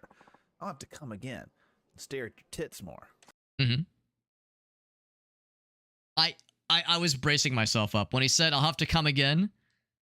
I was like, Really? it's only a matter of time. Here, this restaurant's a real winner. I'll have to come Like, when I saw this, I said, here we go. Here we fucking go. again and stare at your tits more. Yeah. And Carl, I'm glad you went there. Carl, you probably had the same thing. You probably like saw that line. You said, now wait a goddamn second here. I can do something with this. There's an opportunity, and this man seized the shit out of it. That's what we love to see. That's what we love to see. Catfighting arena. Stressful catfight or coming again to boobs. I mean, really, it's kind of no wonder. It's kind of no wonder. Like, there's like a clear winner here for sure. Thank you again for that raid though, Carl. Yeah, we were playing a pretty cool racing game tonight. It was a Wipeout inspired racing game. If you ever heard of Wipeout from back in the day, kind of like F-Zero, you know, that style of racing game was very good. It's called Pacer, and there was a couple technical things, couple bugs, but still plays very well as far as like just the regular races themselves. So it was very enjoyable. And now we're watching this. To make the motorhome, I drew up the basic shapes in Adobe Illustrator.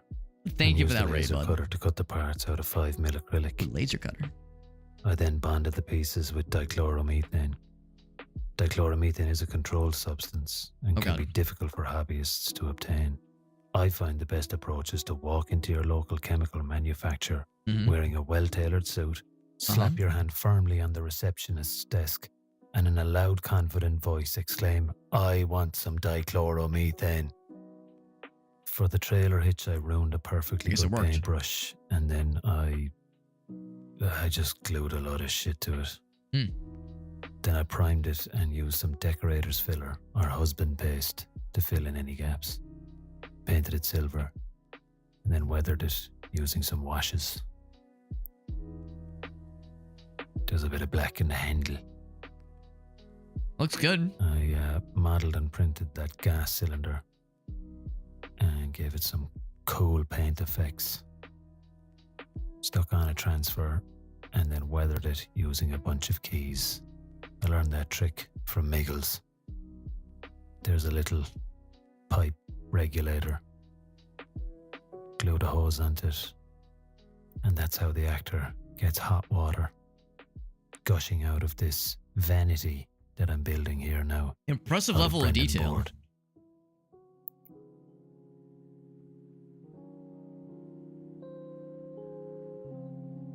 I took a Dremel and with a roundy burr, I carved the basin Roundy burr. and used some husband paste to fill in any gaps. I've never heard the term before. Husband paste. And cut a plug hole where all your Hollywood dreams can wash away. Mm-hmm. Here's a snazzy chrome handle. Pretty snazzy. I also carved this little tap, or a faucet, as an American might say. At the time of recording this, Premier Trump has announced a bid for the White House 2024. And I could not be happier. This season Sounds of thrilled. America has been very dull, and I would love another one of your shit show elections. Oh boy. I'm pretty sure your current president is operating solely by means of Weekend at Bernie's.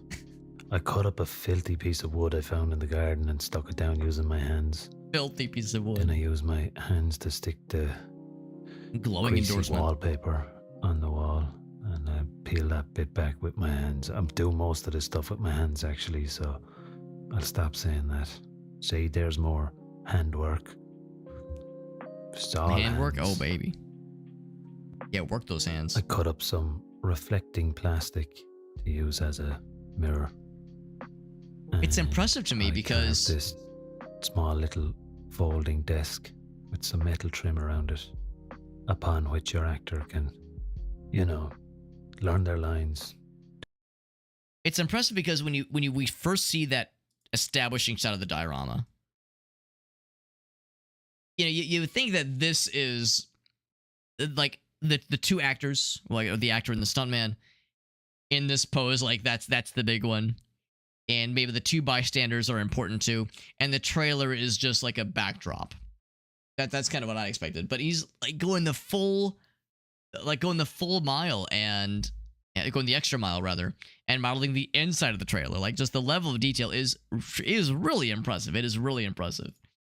It is staggering almost. It's very, very well done. So I mean, it's the fact that this person is taking this to such a high level of detail for what to me I thought would just amount to a shitpost. I mean, I guess that's why it's a nearly 30-minute long video. Just the lengths this man went to create this scene.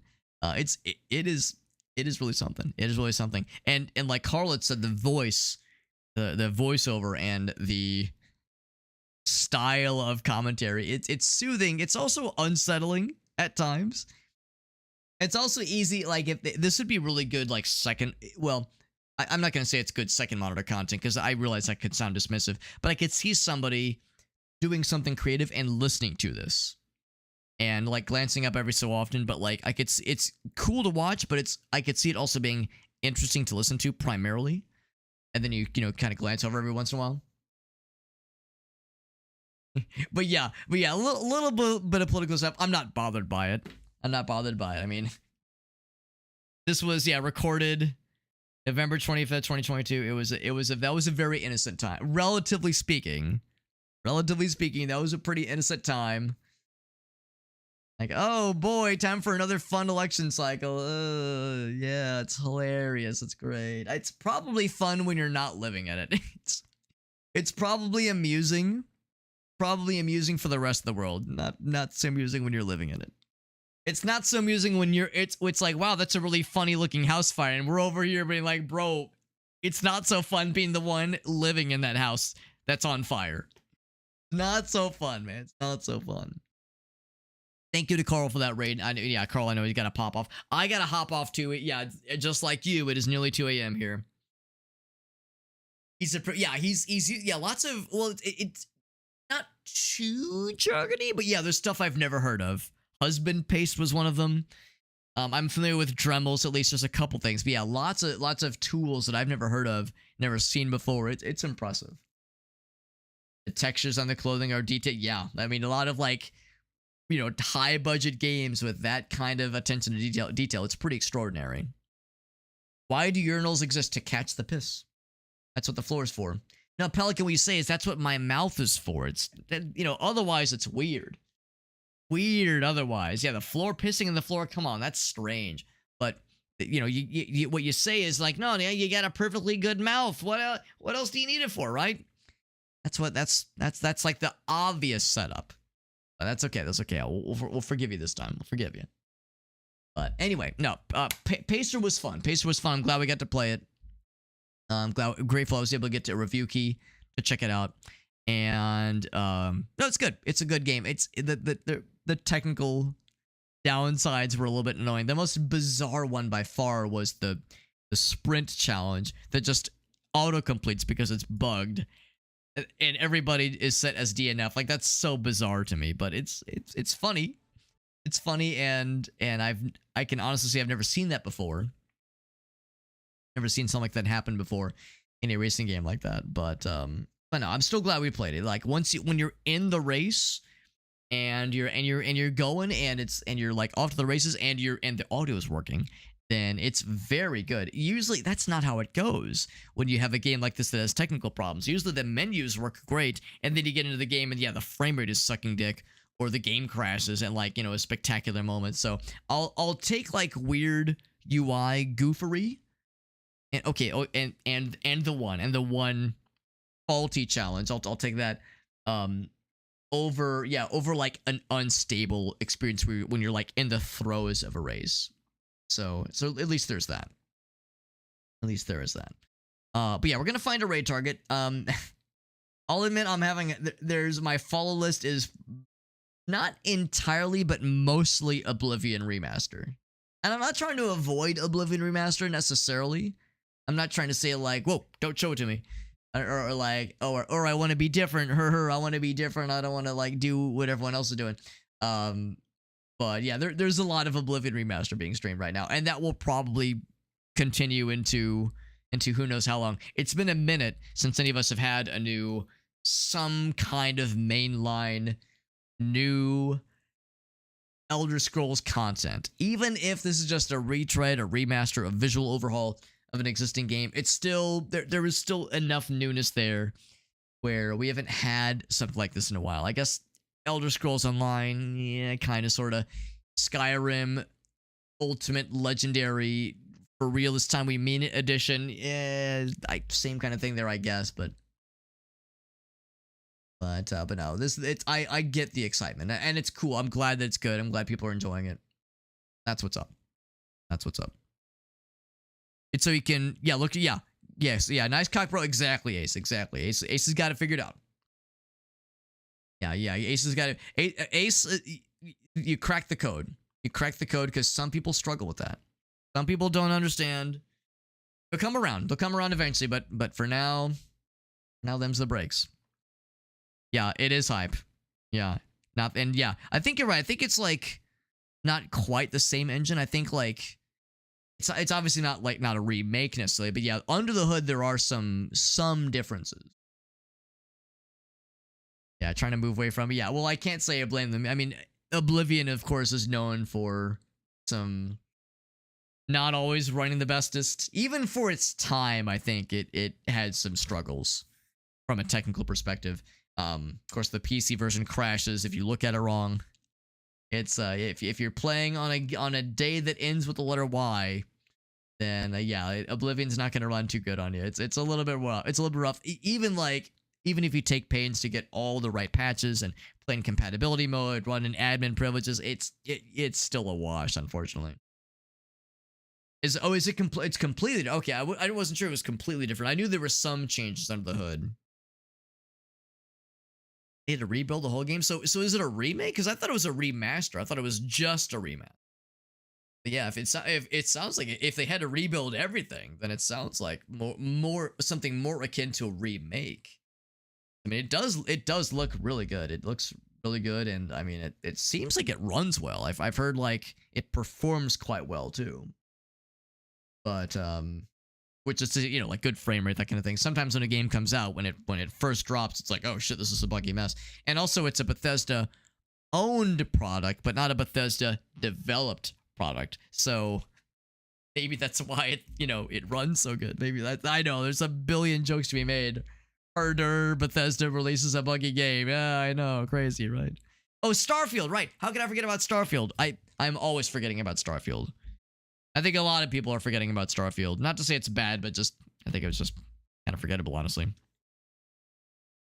It didn't take any of the code. Wow, I'm genuinely surprised it didn't take any of the code. Wow, so a true remake. Obviously, like some of the assets were reused. You know, like the voice acting, obviously, you know, the sound clips, music, you know, a lot. I'm sure some of that stuff was reused. But yeah, when it comes to like the actual software under the hood, if that was truly all thrown out and they had to completely redo it, to me that counts as a remake. But I guess it depends. I guess maybe the word remake has like, maybe that would have too much gravity to it, because remake would maybe imply like a reimagining, like a complete redesign of the game, whereas it seems like the idea is that the game is, you know, it still plays like the Oblivion we remember. It's not like there's like crazy new game, like a control scheme or like a different approach to, I mean, I guess the leveling is kind of different apparently, but I think the inventory system is about the same. General control scheme is what you would expect from an Elder Scrolls game. So maybe the devs or even the publisher was like, remake is like too strong of a word, but remaster isn't strong enough. So somewhere in the middle, I guess. Somewhere in the middle. Yeah, voices reused. Yeah, that's a weird one. That's an interesting case. Yeah, no, I legit did not know that everything under the hood is completely thrown out. That's wild. I'm impressed they made it as quick as they did, because, you know, we first heard rumblings of this game, rumored at least, like maybe 2 years ago. I feel like that's a high. I feel like I'm highballing if I feel like I first heard about it at least 2 years ago. And of course, you know, the rumors are always flying, but still, it's like, yeah, it seems like it was a pretty well executed product, honestly. Well implemented product. They added mechanics like sprinting. Well, I thought sprinting already was in Oblivion. Maybe I feel like there might have been some mention of them changing around how stamina is incorporated. Well, they call it fatigue in I guess Oblivion and Morrowind. I think in Skyrim they finally called it stamina. Because yes, the fatigue meter going down, which is to say you have less fatigue. Wouldn't that mean you get less tired? So like the fatigue meter always seemed a little bit strange. But yeah, maybe they've like retooled how it's calculated, how it's considered, and how it hampers your actions. Oh yeah, interesting stuff. So it is an interesting concept. It's an interesting phenomenon, and I'm glad that we have it. I'm glad we have it, because people that really love that game have something to be excited for. After so many Skyrim re-releases, it's about damn time Oblivion fans get something. Of course, us Morrowind fans, what are we? Chopped liver? I guess at least with Morrowind, yeah, there's always Skywind. You know, there's always these you know, the modding projects, which is nice. And of course, there's you know, the various like very ambitious modding projects. I'm blanking on the name. I think Tamriel Rebuilt. Tamriel Rebuilt is the big one that's like trying to like finish like the province of Morrowind to not just be the one island, but the original imagined map size of it. Controls and mechanics been modernized. Interesting. Oh yeah. So it sounds like it sounds like it like goes pretty far then. That's pretty interesting. Pretty interesting stuff.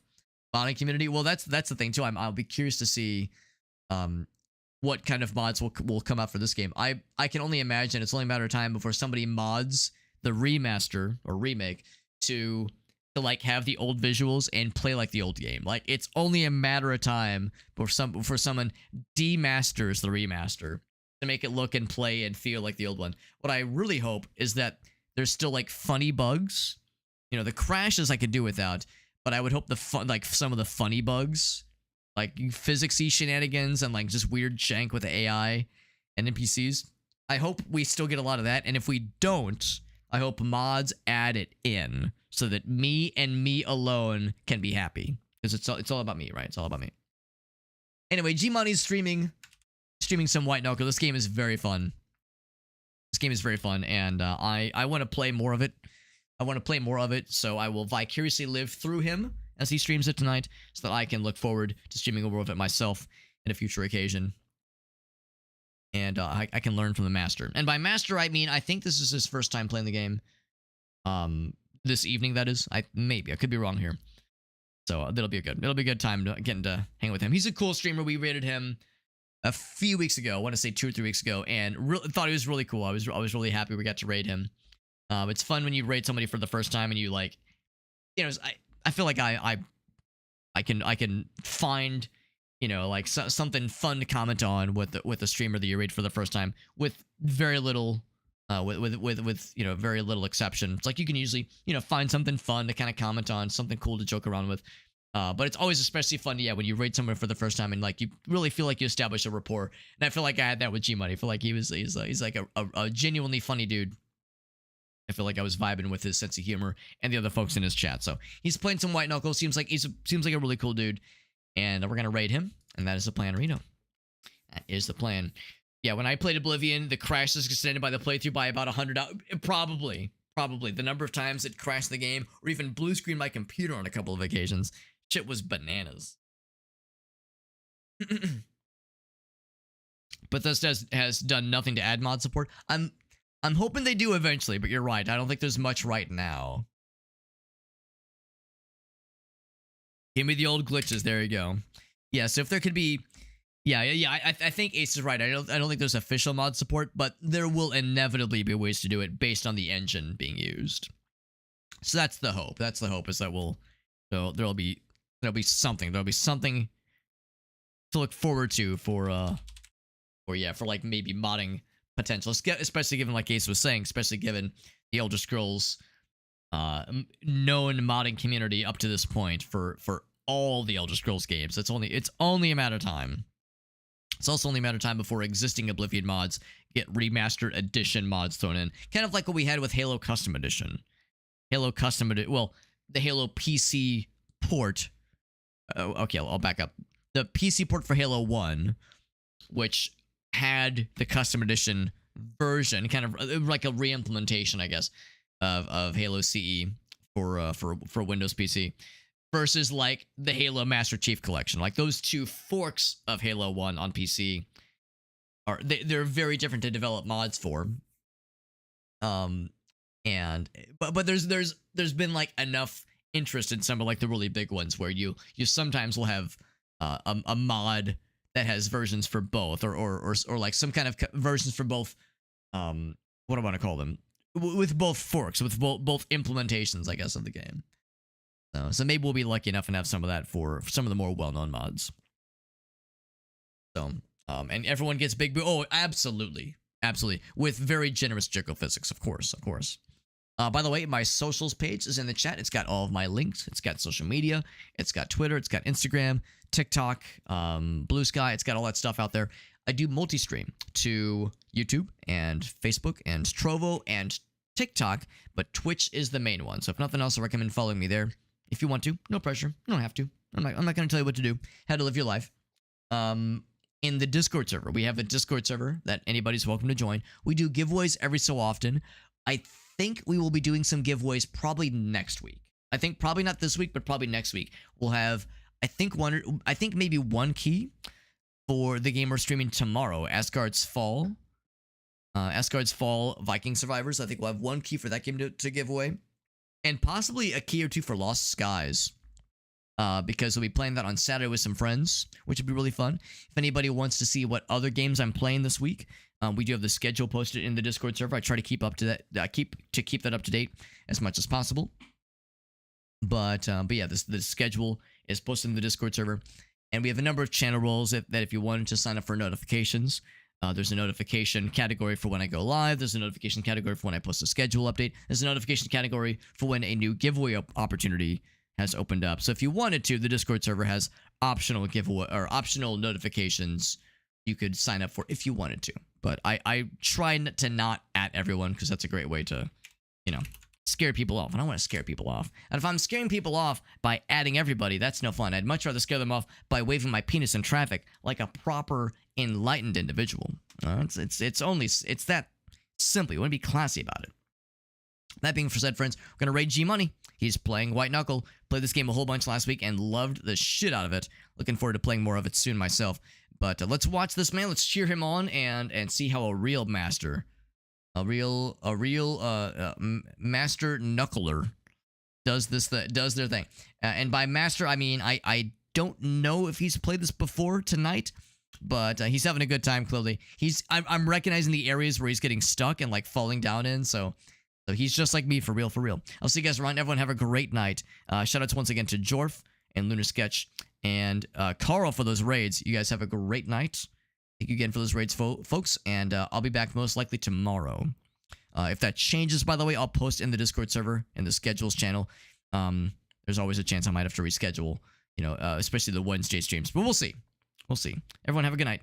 Bye-bye. Boy, lather up.